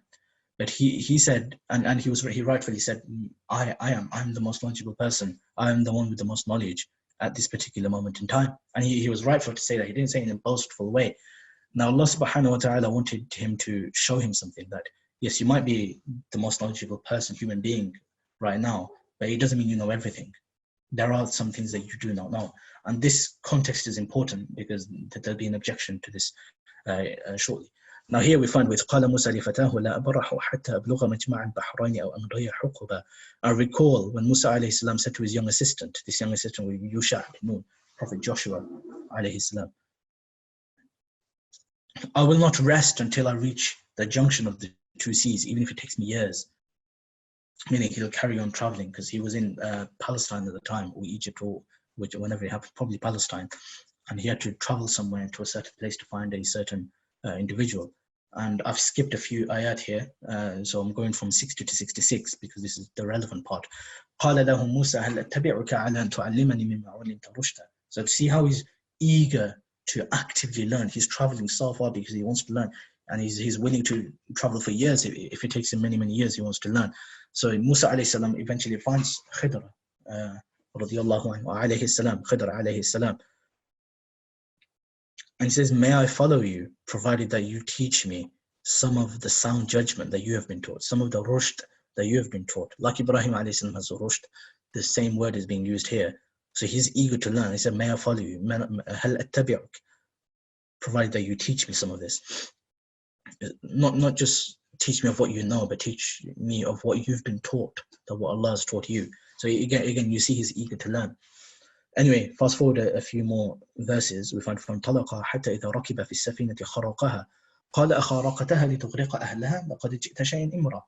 that they traveled on. Mūsā alayhi salam and Khidr alayhim salam, they both traveled on. What happened here is there was a sequence of events that happened that confused Mūsā alayhi salam. You think, hold on a minute, what's going on here? And Khidr alayhi salam was not giving him any answer. He said, look, you can't ask me any questions. You're going to have to listen to what I'm saying here, and you won't be able to bear it. You won't be able to bear staying with me. Now, we'll get to the objections. Some of you might have recognized what this objection is going to be. We'll get that. We'll get there later. But the point here, remember, is Allah subhanahu wa ta'ala wants to show Mūsā alayhi salam that he doesn't know everything, that there are some things that he doesn't know. So to show that in an experiential way, Mūsā alayhi salam is learning this. So later, when they got into a boat, and Khidr alayhi salam made a hole in it, he punctured it basically. Mūsā alayhi salam said, "Did you make a hole in order to drown these people? Are you trying to kill these people? They gave you a favor by pulling them onto the boat, as in for free. Then they've given you space on the boat, and you've made a hole trying to drown them. No, this is dreadful. What kind of thing are you doing here? You've done a dreadful thing." Fast forward a bit more. And so they traveled on, and then they met a young boy, and Khidr alayhi salam killed that young boy. Killed him, actually, literally killed him. Did he just kill an innocent soul without him having murdered anyone? Now, it's one thing that if somebody commits murder, then through capital punishment, he gets put to death as well, sentenced to death as well. That's different. This is an innocent child. He hasn't done anything. He's not been killing anybody else. Why are you, what kind of thing are you doing here? You just killed an innocent child. It's not, Allahu alam if he's even responsible for his actions yet. You have done a horrid thing. You have done a horrid thing. So if you see what's happened is Mūsā alayhi salam in the other one, you make a whole in people. He's reflective, he's being critical, he's engaging with what's going on with the events around him, he's taking a lesson, and he's trying to make sense of things. Here, he said, no, you just kill him in some soul. Again, he's trying to understand something. But what kind of thing are you doing? This is horrendous. Again, fast forwarding a few more ayat. From Talaqa, Khidr alayhi salam didn't explain what's going on at the time. He explains everything later. فانطلقا حتى إذا أتيا أهل قرية استطعما أهلها فأبوا أن يضيفوهما فوجد فيها جدارا يريد أن ينقض فأقامه قال لو شئت لاتخذت عليه أجرا. So they traveled on, and then when they came to a town and asked the inhabitants for food, they came to a certain village or a town, and they asked these people to host them, to feed them, but they were refused to hospitality. فأبوا أن يضيفوهما. The people refused to host them. فوجد فيها جدارا يريد أن ينقض فأقامه. They found a wall. They saw a wall that was on the point of falling down. That was on the verge of falling. So what Khidr alayhi salam did is he repaired it again. He repaired it. Now, those of you who might have seen anything about construction work, see, repairing a wall isn't a 10-minute job. It's not something you can do just with a flick of a finger. It's almost a full day's job that you'll have to do. Get all the cement, get all the bricks, and put everything down, wait for it to dry. There's so many things that are involved there, and he did a full day's of work for free. So Mūsā alayhi salam said, قال لو شئت لاتخذت عليه أجرا. If you wish, you could have taken a wage for that. You don't need to be a freebie.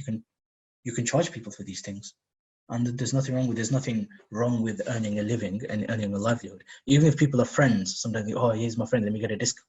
You don't need to ask for a discount from a friend. You should support them, and that friend can decline. They can say, hold on a minute, or just because we're from the same ethnicity, or just because we're friends and get mates rates or something. They still need to earn a living. They still need to run their business. They still need to, they might have financial commitments that they need to fulfill. You don't need to ask for discounts all the time. Their work ought to be appreciated. So Mūsā alayhi salam is saying this, your work that you've did ought to be appreciated. Look how stingy they are, that they didn't even give you hospitality despite you being foreigners in the land, and it's your right that they feed you.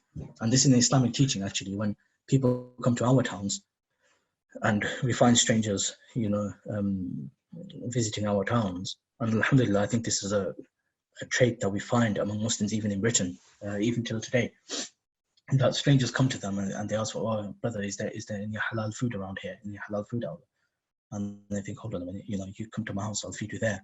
Or they'll take them out somewhere and they'll pay for the food, they'll treat them, because these are strangers. They have a right to be fed here, they shouldn't be needing to look for food or a place to stay.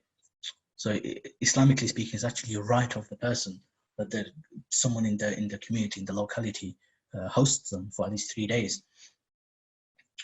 And anything beyond that is the host's choice. Anyway, so these people were stingy. They didn't want to feed them. They didn't want to host them. And despite that, Khidr alayhi salam repaired the wall for them for free. So Mūsā alayhi salam said, look, you could have taken a wage for that. There's nothing wrong with that. Anyway, so what you see here is he's being critical, he's being reflective. He's not just minding his own business, thinking, okay, Khidr alayhi salam wants to fix it, let him fix it. What's it got to do with me? No. Look, he's doing this. There's a job going on. He didn't need to do that. The people are not appreciating it.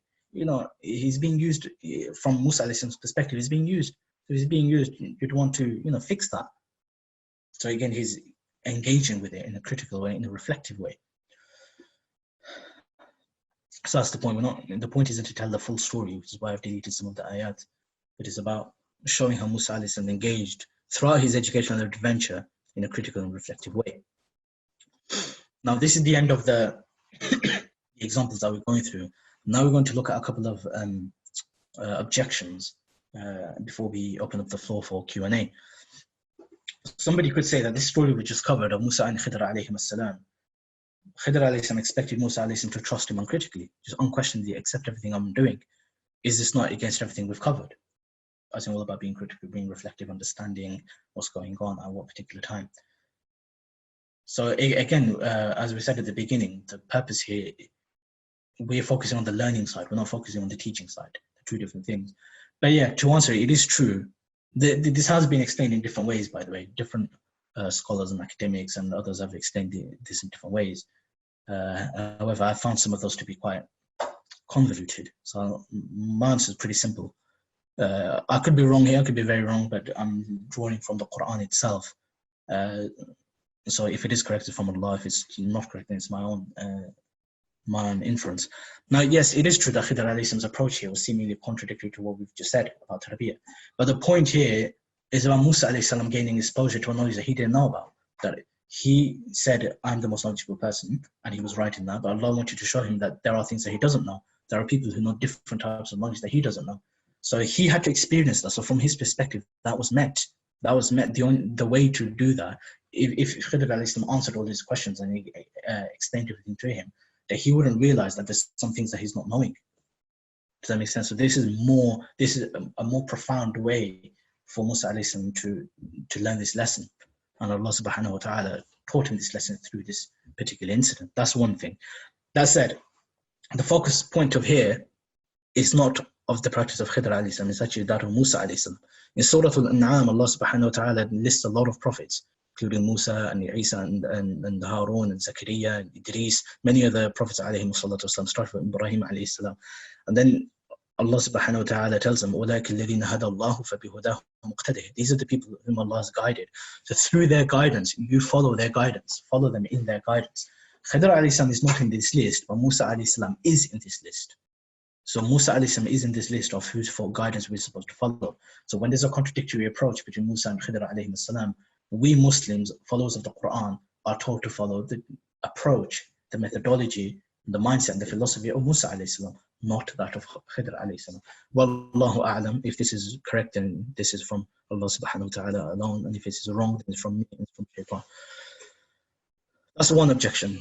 The next objection, this is the last one, by the way, this is the last objection. We'll close the floor, we'll open the floor for the Q&A, inshallah.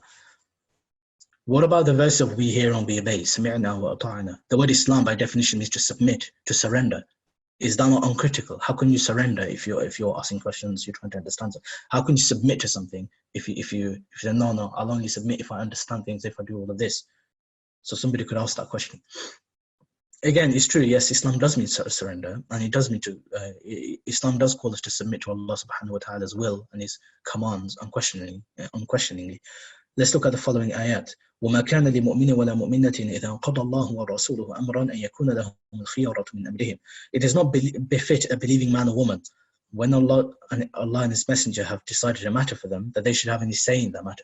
That Allah and His Messenger has said something, and then here we find it doesn't befit a man or a woman, believing man or woman, that they should they question that and they should challenge it or say, hold on, why did Allah say there should be 2 sajdas in a rak'ah? Why shouldn't there be 3? Why shouldn't there be 4? Or the Prophet ﷺ practiced this, but or he gave a certain judgment. Why did he give this judgment? Why didn't he give the other one? I don't agree with this. Na'udhu. This type of concept is against the Qur'an. And Allah subhanahu wa ta'ala elsewhere has said, فَلَا وَرَبِّكَ لَا يُؤْمِنُونَ حَتَّى يُحَكِّمُوكَ فِي مَا شَجَرَ بَيْنَهُمْ ثُمَّ لَا يَجِدُوا فِي أَنفُسِهِمْ حَرَجًا مِمَّا قَضَيْتَ وَيُسَلِّمُوا تَسْلِيمًا. They do not believe. Allah subhanahu wa ta'ala takes an oath on himself, by your Lord, they are not perfect believers, they are not complete believers until they accept you as an arbitrator in the affairs that they're differing about. And then they find no haraj, they find no trouble in accepting and submitting to your decision. And they submit to it. And here we find وَلَوْ أَنَّهُمْ قَالُوا سَمِعْنَا وَأَطَعْنَا وَاسْمَعْ وَانظُرْنَا لَكَانَ خَيْرًا لَهُمْ وَأَقْوَمَ. This is again about the Banu Israel. And had they merely said, we hear and we obey, and there's a bit more of cut out, it would have been better for them and sounder. So these ayat seem to tell us that, we're not supposed to be critical. However, my answer to this would be that a critical and reflective nurture and submission to Allah subhanahu wa ta'ala are not contradictory, they're not mutually exclusive. One of them will add nuance to the other. So the verses that tell us we hear and we obey, they're usually related to rituals and worship, specific matters of worship. And that's about accepting Allah's law. That when it's a matter of law and obedience, then yeah, we obey him. But when it's a matter of believing that he actually gave us this law, that's different. We have to figure out first, when let's say a non-Muslim asks us a question about hijab, yeah, or about anything, why do you fast in Ramadan? At the end of the day, it's all about what Allah subhanahu wa ta'ala told us to do, so we obey him. But the real question would be at that time, did Allah command us with hijab? Did Allah command us with fasting and praying and all these other things? That's what you need to get to first. You have to prove the existence of Allah first, the oneness of Allah first, the reality of the Prophet ﷺ being a true prophet, and the fact that the Qur'an is an authentic revelation from God. That you'll have to prove. And once that's there, all these other things are a package deal. So these laws, you have to submit to that because that's the faith side of it. But as to having that faith or maturing that faith, there are other things that you need to understand before that. So it's more of a principle thing. Now, when it comes to worshipping Allah, we don't worship Allah subhanahu wa ta'ala in a way that pleases us. We don't do that. We don't just make something up and produce a new ritual. That would be bid'ah in our Sharia. This is bid'ah, and which is on the same. It's a stepping stone towards shirk. Allah subhanahu wa ta'ala says in the Qur'an, لهم شركاء شرعوا لهم من الدين ما لم يأذن به الله. That do they have other gods beside Allah? Do they have shuraka? Do they have partners with Allah who legislated for them things that Allah didn't sanction, things that Allah didn't give permission for? So these people have, or if somebody were to hypothetically have their own way of praying to God, I think there was something about some on a TV show or something about, I didn't watch it. It was about a lady who writes a letter to God. What kind? I pray in my own way. I'm going to write a letter. What kind of worship is that? Do you have a sanction for that? Do you have an evidence for that it came from Allah subhanahu wa ta'ala? If it didn't, then you don't do it.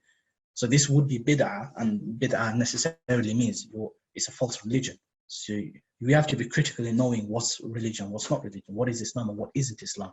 So we obey Allah subhanahu wa ta'ala once we know that this is actually from him. And if it is, then yes, we will accept that. That's not to say we can't look for the wisdoms behind it. We can do that, but that's something else. Anyway, the hearing and obeying, they don't concern the believer's spiritual and academic growth or nurture, which is what our discussion was about. These verses actually test how docile we are, how submissive we are, how ready we are to submit to Allah's rituals, Allah's commands, and carry out what he demands of us. That yeah, he tells you to stay away from alcohol. Do you stay away from alcohol? Yeah, he's explained to us why alcohol is bad, or why drinking wine is wrong. He's explained to us. It makes sense to us. We know that. But do you do it? Do you submit to Allah? This is the This is the point here about we hear and we obey. Now, some of these rulings can be super rational. What that means is there are three things. One thing is rational, we understand it, like the prohibition of wine and gambling and things. There can be other rulings, well, not rulings, sorry. There can be some things outside of Islam, of course, that are irrational, illogical. For example, belief in three gods and calling them one, or belief in the idea that there can be two gods simultaneously. There can be millions of gods, or Isa being the son of God. Now, or let's just give a simple example. It can be like if somebody says 2 plus 2 equals 47. Now you can say this is wrong, this is irrational. We know what 2 is, we know what another 2 is. When you put 2 and you put 2 together, we know this is 4. It cannot be 47. You can demonstrate that. Or in philosophy, those of you who have studied philosophy, you know P equals P, or P cannot equal non-P. So something cannot be something and not that thing at the same time. It cannot happen. So these things are illogical. These are irrational. So there are some things that are rational, some things are irrational, and there are other things that are super rational. That's beyond our reason, but we can understand them if that person tells us it. So, for example, let's say a lady wears puts mendi on her hands, puts henna on her hands, and then you think you try to figure out why did they do that, or is there a wedding going on? Is it Eid day? Is it another type of celebration, or is it? You could try to reason with it as much as you can, but you can't. It's beyond. We don't have enough information to figure that out. What is the core reason for that? The only one who could tell you why she put it on is that person themselves. So that lady herself can tell you, okay, I put it on because of a wedding, or I put it on because it's my own wedding. I've put it on because of, because it's Eid tomorrow or something like that. That means in itself, it can be understood, but not with the information that we have, the limited information that we have. So some rulings of the Sharia can be super rational in that we don't have enough information to make a decision on it, or we have enough information that we to submit to it, but we don't necessarily know exactly why it was this and not that. We can speculate. Some people have speculated, but we don't know exactly actually why. So those things, if you try to reflect on those, it will raise more questions than answers, because you don't have enough of you don't have enough information to make that, to engage with that. And also, it'd be contrary to the spirit of obedience in the first place. This is also the case with ambiguous verses of theology that we find in the Qur'an. Ayat muhkamat wa ukhra mutashabihat we find. So there are some ayat that are muhkam, that are the main, hunna ummul kitab. And then we have, these are the primary verses of the ayat that we're supposed to engage with, we're supposed to think about, we're supposed to act upon. There are others that are mutashabihat, that there are, they're ambiguous. They're not very clear to us in what they refer to. So that is there for Allah subhanahu wa ta'ala to test us. That do you submit to things that you understand, let's say 80%, 90%, 95% of what's going on, that 5%, you're not fully understanding it, but do you submit to it? That's what Allah subhanahu wa ta'ala is testing us. So we can't look at that 5% and say, oh, Allah tells us to accept and obey and not question it. Therefore, we don't question the whole religion, or we don't ask about the whole of the Qur'an. That's not what we find in the lives of the Sahaba radiallahu anhum. The wife of the Prophet sallallahu alaihi wasallam, Aisha radiallahu anha, she was very, very inquisitive. And she asked questions about the Qur'an all the time. And there's quite a lot of things that we find here. Anyway, that's something else. Also, the context of the ayah 446 makes this even clearer. So this one's 446 here. They merely said, we hear and we obey. It would be better for them, it would be sounder for them. It makes it clearer. So this is talking about the Banu Israel who are taking revelation really lightly. So they received revelation. They had the Bible. It was given to them. It was given to Mūsā and parts of it to the prophets who came after him. But they took it really lightly. They failed to obey Allah subhanahu wa ta'ala in a way that he would have liked them to do that.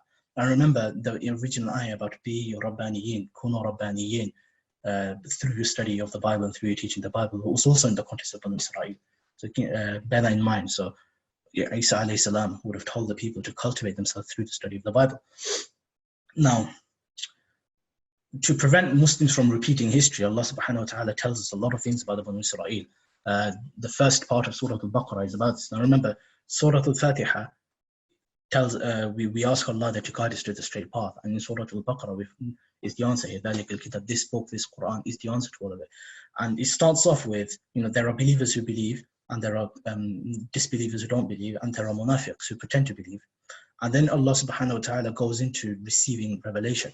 There's a context here that Surah Al-Baqarah was the first surah to be revealed in Medina. So what happened is when the Muslims were in Mecca, they were living in as oppressed minorities in a non-Muslim land, you could say.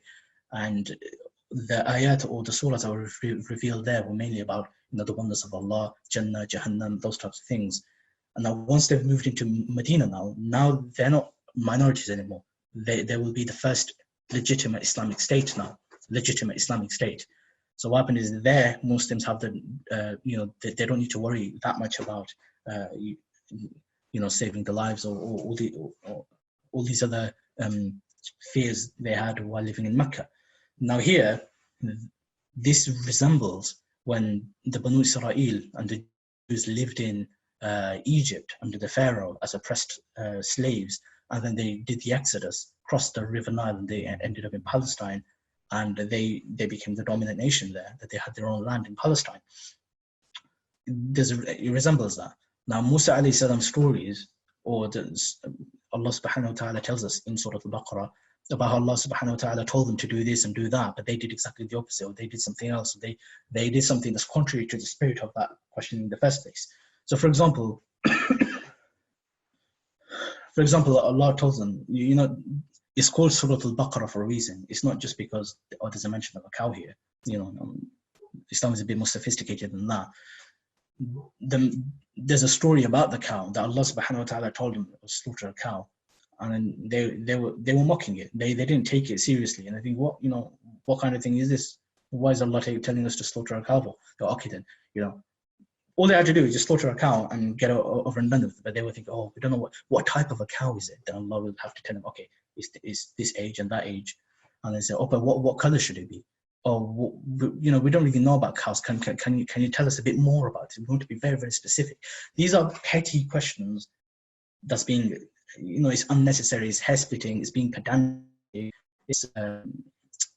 These are silly, petty questions. All they had to do is just slaughter a cow and get it over and done with. But this is an example of how nitty-gritty they get, and what these things lead to, and it eventually did lead to, is inter-religious sectarianism, that they start fighting one another, and they start being they were disunited throughout history. This has been the case in Jewish history. And we're not being anti-Semitic here. We're not criticizing the Jews for making mistakes. We're saying that they were believers. They were the Muslims of the time. They are us, basically, that we are Muslims following the scripture.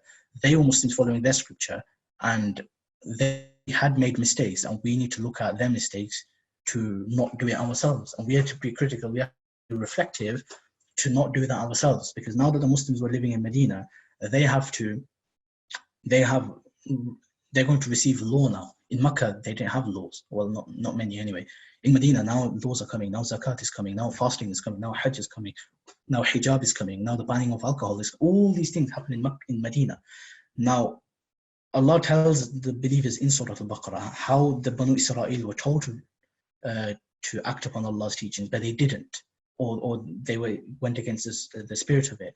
So all of that is there at the beginning of the Qur'an. So when the law comes to Muslims, we don't make those same mistakes. That's where we have the ayat of Talab, or the very first thing is switching the Qibla. They used to pray towards this day, now turn 180 degrees and pray the other way.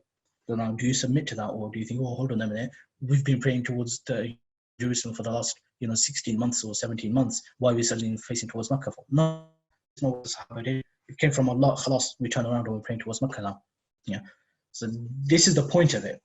The questioning of Banu Israel was not critical. It was not inquiry. It was not about growth, and it's not about developing as people and as a community. They were about it was unnecessary questions, hair-splitting questions, trying to, squiggle their way out of the law, those types of things. So this is, it was wrong, and the Qur'an is rebuking it, and it tells us Muslims not to make the same mistakes.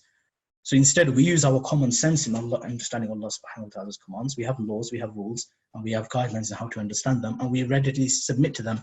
And we have to maintain unity as one ummah, as one people, instead of being petty and debating over nitty-gritty issues that exist 800 years ago, 900 years ago, and we're fighting about it to this day, and pretending, oh yes, we're Muslims, we're one ummah, and then, you know, we're basically fighting with each other. That's exactly what the Banu Israel did. You think they're all together, but their hearts are disunited. And they're notorious for that. There's if you look into Jewish history will tell you about this itself. There's obviously reasons why, you know, if you look at Nebuchadnezzar II and, you know, what happened there during the destruction of the temple, or so many things have happened, which we don't really have the time to go into. This is really, really important. The point is, the Banu Israel's questioning was uncritical. It wasn't critical. It wasn't reflective. It's not with the intention to grow and learn. Their questioning was about being petty, having little details that doesn't actually matter. It honestly didn't matter. Even if they did make a mistake, even if, let's say, you know, they were told to slaughter a cow, they did slaughter a cow, but, you know, maybe it wasn't supposed to be this type of cow, it's supposed to be that type of cow. Allah would forgive people at that time. These aren't things that Allah subhanahu wa ta'ala is you know, expecting of us. Allah subhanahu wa ta'ala is, you know, He cares for us. He's not out there to get us. He's not out there to be like, oh, I'm going to create some human beings, and when they do something, I'm going to get them. No, that's not the point here. He's our Rabb, He's our nurturer. He wants to see us cultivated and grown and mature human beings, and He wants us to act in line of, you know, be civilized human beings in light of His law. That's what He wants us to do. So even if we do make little mistakes here and there, that due to our negligence of something, but we tried our best in understanding what He wants us to do, and we submitted to it, He will forgive that. So we need to understand all of this. And the evidence of this is in the next hadith here. That this is also the meaning of the famous hadith. Da'uni ma taraktukum. Let me be as I let you be. But don't just ask me all these nitty-gritty questions. Oh, you know, I've cut my nail. Does that break my wudu? Okay, fair enough. That you might have to ask the first time. But then you think, okay, so that was this nail. Well, what about I've cut all my nails? Do I have to do wudu now? Or what about this? Does watching TV break your wudu? Does looking into a mirror break your wudu? You know, all of these types of questions. Or somebody had a dream and this happened in the dream. Does that mean I have to do this? And then somebody else sees, and you answer that question. Somebody else will see another dream, and then that person will find out about that dream and ask you exactly the same question again. Then go, hold on a minute, look, we've given you the answer. This is what it is. You don't need to be nitty-gritty. You don't need to have OCD about things, basically. What you need to do is have a set of principles, a set of laws, a set of rules, and you can use these rules to figure out what to do and what not to do in certain situations. Anyway, so look, the Prophet ﷺ is telling us, everybody, let me be as I let you be. The people before you were doomed because of their excessive questioning and differing with their prophets. That their excessive, uncritical, petty, hesitant questionings, that's what led them to doom. So when I forbid you from something, just refrain from it. If I tell you don't do this, just don't do it. If I tell you to do something, then do whatever you can of it. If you can do it, whatever you can do it. Now here, look, even if you can't do something, or if you can't 100% do something, but you've done about 80% of it because that's what you can do, that's all you have to do. Whatever is within your capacity, that's all you have to do. That's it, simple. We don't need to go beyond that and make the same mistakes as the people before. So this is the context of, you know, we hear and we obey and other such verses. It's not talking about an uncritical engagement or a blind faith. Anyway, we've reached the end of the webinar. We'll open up the floor for questions now. So the conclusion of it is all Muslims need to think, reflect, ponder, and we don't need to be pedantic and being, you know, petty with our approach to religion. That's one thing. Second thing is grow, cultivate, one step at a time in a developmental way. You don't need to go from zero to hero in one night. That never happens. There is a stage by stage, gradual development, because the education is developmental. Next thing, you experience the Qur'an, experience it. So if you don't know Arabic, read a translation, you know, under the supervision of whichever scholars you trust. Those of us who are available, you can speak to us about things, we'll give you recommendations. Commit to the Qur'an, have an actual commitment to it, not just, oh, let me just explore what the Qur'an is saying, but then don't act upon any of it yourself. You don't implement its teaching, or you don't implement its mindset, its philosophy into yourself, and you don't put its teachings into practice. Not that type of experience. Actually experience it by putting it physically into your life, mentally in your heart and mind, and physically in your practice as well, in your character and your conduct and the way you carry yourself, and become cultivated through it. This is the point. You cultivate yourself, be your Rabbāniyyīn, become Rabbānī, become cultivated. through a critical and reflective engagement with the Qur'an. And through this, you find Allah subhanahu wa ta'ala and build a meaningful relationship with Him. And this will help you appreciate the dynamic nature of Islam, that we're living in unprecedented times where there's no khilafah now. We're living in a post-caliphate world. Yeah. So from the time of the Prophet ﷺ until the last century, there has been a Muslim leadership. That's not the case anymore. So the world has completely changed. We're living in a technological world. We're living in, Muslims are scattered. Like 1/3 of Muslims across the world are living as minorities in non-Muslim countries. Our situation is different. Now, is the Quran still applicable to our time and our context? Yes, it is. And how do you know it's applicable to our time? This is how we have to engage with it. Yes, the scholarly things, you can leave that to scholars, but the normal everyday things about domestic situations, family situations, how do you live with the differences in the families, how do you live with husband and wives, how do you raise your children, and how do you think about certain concepts? What about the philosophies and lobbies that are going on around in the world around us, what we find in the news, the dominant media? How do you understand these things? Do you just blindly accept what's going on, or do you critically engage with it and you reflect on it and you try to make yourself a better person who's going to commit to God, commit to Allah subhanahu wa ta'ala, and make the world a better place around them? This is what it is. Those of you who want suggested readings in Arabic, this is the one I cited at the beginning, Usul Tarbiyah al-Islamiyya by Dr. Khalid bin Hamid al-Hazimi. It's a brilliant, really good book. And in English, those of you interested in English, then my teacher, Abdullah Shahin, the Turkish Kurdish scholar, New Directions in Islamic Education, Pedagogy and Identity Formation. It's a brilliant book. Chapter 7 has a lot of these types of things. Chapter 3 is really important and things as well. Those of you who are really interested in taking something further and wanting this type of thing more, and you want to do a proper course on it, then Abdullah Shahin has actually cooperated with the University of Warwick, and he's produced his own course, a master's level course on Islamic education. So those of you who can't do a full master's, okay, if you can do even the PGA, a postgraduate award, which is one module, a 2-month course from October to December, or October to January, that much will make a massive difference in your life. It will make a huge impact in your own attitude, your own exposure, your own understanding of Islam's approach to learning and engaging with religion. So his motto, Abdullah Shahin's motto, is actually we think Islamically about education and education about Islam. So that's actually what we're doing at university now as well. So the full master's program is also available. That's not for everybody. We appreciate that. But if you have a degree in any subject, whether you're an English teacher at school, whether you're a doctor working for the NHS, whether you're a lawyer doing something else, if you're just interested in, you've got your degree, or you've come from a Darul Ulum background, you've done an Alimiyyah degree in a Darul Ulum or in an Islamic university or in any other university abroad or somewhere else, you can join this course and just do that one module of a master's level module, level 7 qualification, and you'll have the foundations of everything we've just talked about in a lot more depth, of course, than what we did. And all of these things are available. So yeah, so this is it. Alhamdulillah, we're on track for time. Those of you who do want to leave, because I appreciate some of you have classes to go to, especially those of you who are abroad, and those of you who are, who have other commitments, you may leave, and we'll open the questions now.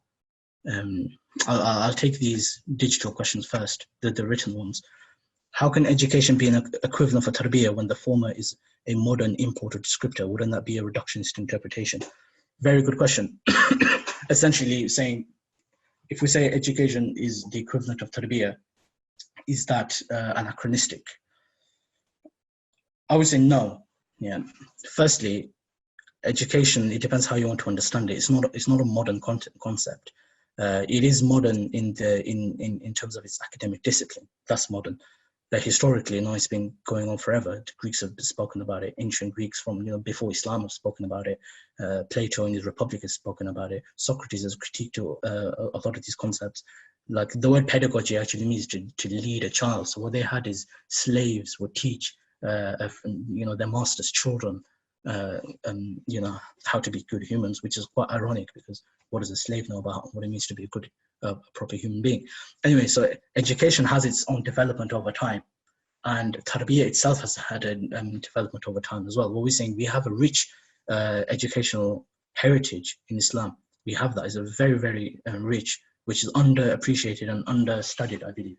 Now, since the Industrial Revolution, a couple hundred years ago, when they needed more and more people to work in factories, and because of technology and all these other things, education began being studied as a formal discipline. So it's only a couple of hundred years old. It is really young, and Islamic education is even younger. So yes, it's true. Tarbiyah in that technical sense is pretty new, but the roots of it are in the Qur'an directly, as we've covered, and it's in the Ḥadīth directly as well, as we've covered. Education has existed from before Islam. The biblical tradition has it, and I'm sure many other cultures, China, India, Persia, other civilizations would definitely have something. The Islamic education is a new, growing, blossoming field. So that's, I don't think that's a reductionist interpretation at all. What we're saying is Tarbiyah as a context exists in Arabic, it exists in Jahili poetry, it exists throughout the Muslim tradition, and now it's developed into a formal academic study. So yes, I didn't want to use the modern way and throw it onto the past. I'm just trying to show a development and show the roots of it in the Qur'an, and that's all I wanted to do basically. Next question. Salams, please, can you repeat what you said about the ayat, the hearts may reason? What does it cover? The hearts may reason is about thinking and reasoning. It'll cover abstract philosophical thought and critical thinking, and you engage and you make sense of things. And yeah, so you need critical thinking, you need philosophical thought, you need logic, the rules of logic. It doesn't have to be necessarily in the Greek sense or in the modern Western sense, but the concept of figuring out right and wrong in light of the rules of common sense, basically. That's that. And the hearts may reason and the ears may hear. So that's talking about, that includes, that's talking about, when people telling you or all these other, so many things. We can consider testimonial reports, historical reports, history would fall under that, because these, hearing about other nations, and the Qur'an talks about, have you not heard about the people of this and the people of that, such and such a nation. So this is history. So historical reports, yes, you might read it, but generally you hear it. So it'll cover historical history as well. Humanities, you could say humanities in general, or even the social sciences today, is observation. Is you interview people, you do questionnaires, you interview people, and you see how they think and feel about certain things. These things can fall under that, and your eyes, your observations and empiricism, not empiricism, observations will cover all the empirical sciences, inshallah. Next question: what further reading would you recommend in regards to the Islamic way of educating, nurturing young minds in light of the Ḥadīth and Qur'an? So I believe I've just answered that. So one is Abdullah Shahin's book in English, one is Usul Tarbiyah al-Islamiyya in Arabic, and there are many, many more, but I think that one should be enough, to be honest, and you could check out references within those books. You've got Shaykh Abdul Fattah Abu Huda, rahimahullah, al-Rasul al-Muallim, to translate into English. You've got, there are a lot more. Malik Badri, he's got a book as well. He's got something on stories. I think he did his PhD actually on stories of the Qur'an. So looking at how the Qur'an uses storytelling as an educational tool. That's really interesting. Next question, please repeat the motto of Dr. Abdullah Shahin again. His motto was, what we're basically doing is we think Islamically about education and educationally about Islam. So that's the point of our course. That's not necessarily what I'm doing in this webinar. It's not the same thing. Okay. I just wanted to know, the Khidr story was antithetical to the Tarbiyah method or notion. Was it not developmental? I'm just going to read this just for the sake of the recording. I just want you to know how the Khidr alayhi salam story was antithetical to the Tarbiyah method or notion. Was it not developmental? Nabi Mūsā alayhi salam went through stages of realization. Khidr was Socratic in a sense, etc. The objection that being uncritical is against Tarbiyah, I'm not sure about that. Students in a classroom agree to accept the teacher as an authority, otherwise there would be no class. What's your thoughts on that? I have many thoughts on that actually. So that's we can. I don't think we'll have time to cover all of that now. But essentially, was the Khidr alayhi salam story developmental? You can say yes, because the objective of it, as I was saying, is Allah subhanahu wa ta'ala wanted to teach Mūsā alayhi salam that he didn't know everything, and there are things that he doesn't know about, and to appreciate that model of not having answers straight away would be the best way to fulfill that objective. So I think that I've answered that one. The objection that being uncritical is against Tarbiyah. Well, students in a classroom will accept the teacher as an authority, yes. Not necessarily, but yes. I think that, remember I said at the beginning, we're going to focus on the learning side and not so much on the teaching side, because the teaching has a completely different, not different, but there's a lot more depth that can go into that. And I think it'll all boil down to what is the role of a teacher. That is the role of the teacher to have, empty vessels in front of him and he blesses everybody with their knowledge. I don't believe that's the case, and I don't believe that's what we find in the Prophet sallallahu alaihi wasallam's life. But the role of a teacher is to nurture these children or adults or the learners, and allow them to grow, allow them to cultivate, allow them to think about things, and to guide them along the way. Essentially hold their hand with them and let them walk. So we find, for example, the Prophet sallallahu alaihi wasallam, he once gave his the companions around him a riddle. He gave them a brain teaser. He said, "Inna min ash-shajari shajaratan la yasqutu waraqaha mathaluha kamathal al-muslim." That there is a tree. Yeah, he had a date palm branch in his hand, and he said that there is a tree among trees whose leaves do not wither and fall away, and its example is like a Muslim. It's like the believer. So فَحَدِّثُونِي مَا هِيَ, so tell me, what do you think it is? So then people will think, oh, is it this tree, is it that tree? فَوَقَعُوا فِي شَجَرِ الْبَوَادِي. And one student there, Ibn Umar radiallahu anhu, he knew the answer, but he didn't say it because of another reason. But the answer was, it was the nakhl, it was the date palm. Anyway, so the point was, look at how the Prophet sallallahu alaihi wasallam taught them. He didn't just tell them, oh, this is like this, and just lecture them in a top-down instructing approach where the students sit there and just unquestionably accept everything. That's not what happened. He led them towards the answer, and then when he gave them the answer, it fully made sense. Every little part of a date palm. Now you've got to see this in Medina, in an Arabian context. We in Britain might not necessarily understand these parables, so we need commentaries and we need teachers to educate us on what they mean. But the Prophet sallallahu alaihi wasallam took them along this journey and gave them these types of examples. And we find many more examples as well of the Prophet sallallahu alaihi wasallam that we don't need to go into right now. Khidr was Socratic in the sense, I'm not really too sure about that, but you obviously know more than me. I believe this is Dr. Saf. He's a PhD from Peterborough. So yeah, you can. I should be learning these things from you. You can educate me offline, inshallah. So we'll leave that one. I think that's done. The next question: say a person is eager to learn the deen, but they come from a non-deeni background and they ask initial questions which can be seen silly. Would you say we shouldn't answer this question? And I say, of course we should answer this question, because they're asking with the intention to learn, with the intention to grow, with the intention of developing as a person. So you don't shun these people away. This is what's going to put them off in the first place. You allow them to grow. Yeah, you answer this question, and you treat each individual as their own individual. Their stage, their developmental stage will differ. Everybody's stage will differ. When we first became practicing, we'll ask questions that that will seem very, very basic to somebody who's really advanced. It can happen, and it will happen. That's natural. But we don't treat everybody the same. In Urdu they say, that you don't hit every buffalo with the same stick. So you're not going to hit everybody with the same stick. You don't treat each human being in the same way, because they're different. There's a psychological type there. So actually, if those of you who are interested in this PGA or in this Warwick course, you look at the psychology of education as well. You look at psychological types and how people differ, and you look at yourself as well. You analyze yourself, and you see what kind of person you are. Are you an introvert, an extrovert? Are you Are you sensitive? Are you intuitive? Are you these types of things, and how they affect your approach to religion, how they affect your approach to learning. It's very, very interesting.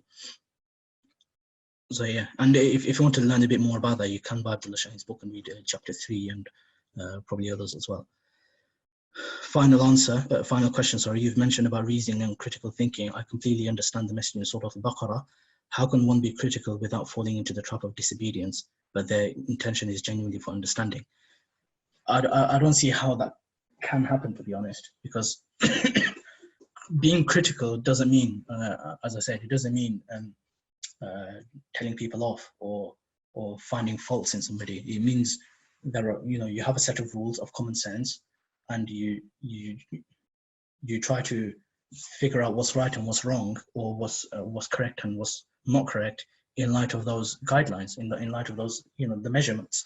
That's all it is. So I don't think you'll fall into the trap of disobedience.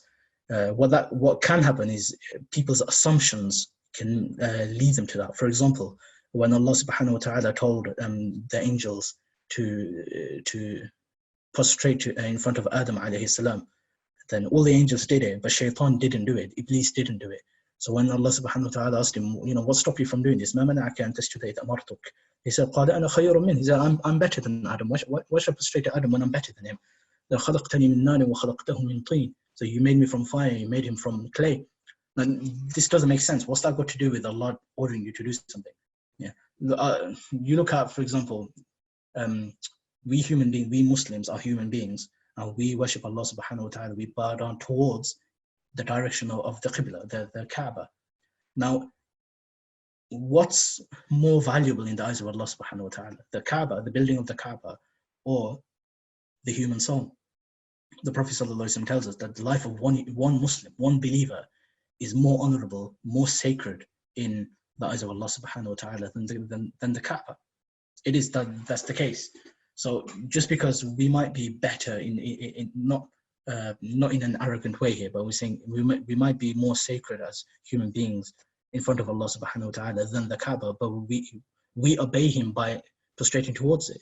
We're not prostrating towards it because we're better or because we're not better. That's irrelevant to the discussion here. What's that going to do anything? It's completely irrelevant. We prostrate in that direction because Allah told us to do so. If He told us to, prostrate towards Jerusalem, we would have done that. If He told us to prostrate towards, the doors of your houses, we would have done that. But He told us, no, pray towards the Masjid al-Haram, khalas, we do it. So that's obedience. That's not necessarily disobedience. But you might think, hold on a minute. Why is it that they pray towards Jerusalem, and why is it that during Makkah this didn't happen, and in Medina after so many months we got told to face towards Makkah? What's the wisdom behind this? There, yeah, you can be reflective. You can be reflective there. And being critical, I don't think is really relevant until you find an answer that somebody says X, Y, and Z, and you think, hold on a minute, this doesn't quite fit because of history or whatever reason. So yeah, being critical without falling into the trap of disobedience, I think it's a matter of perception, to be honest.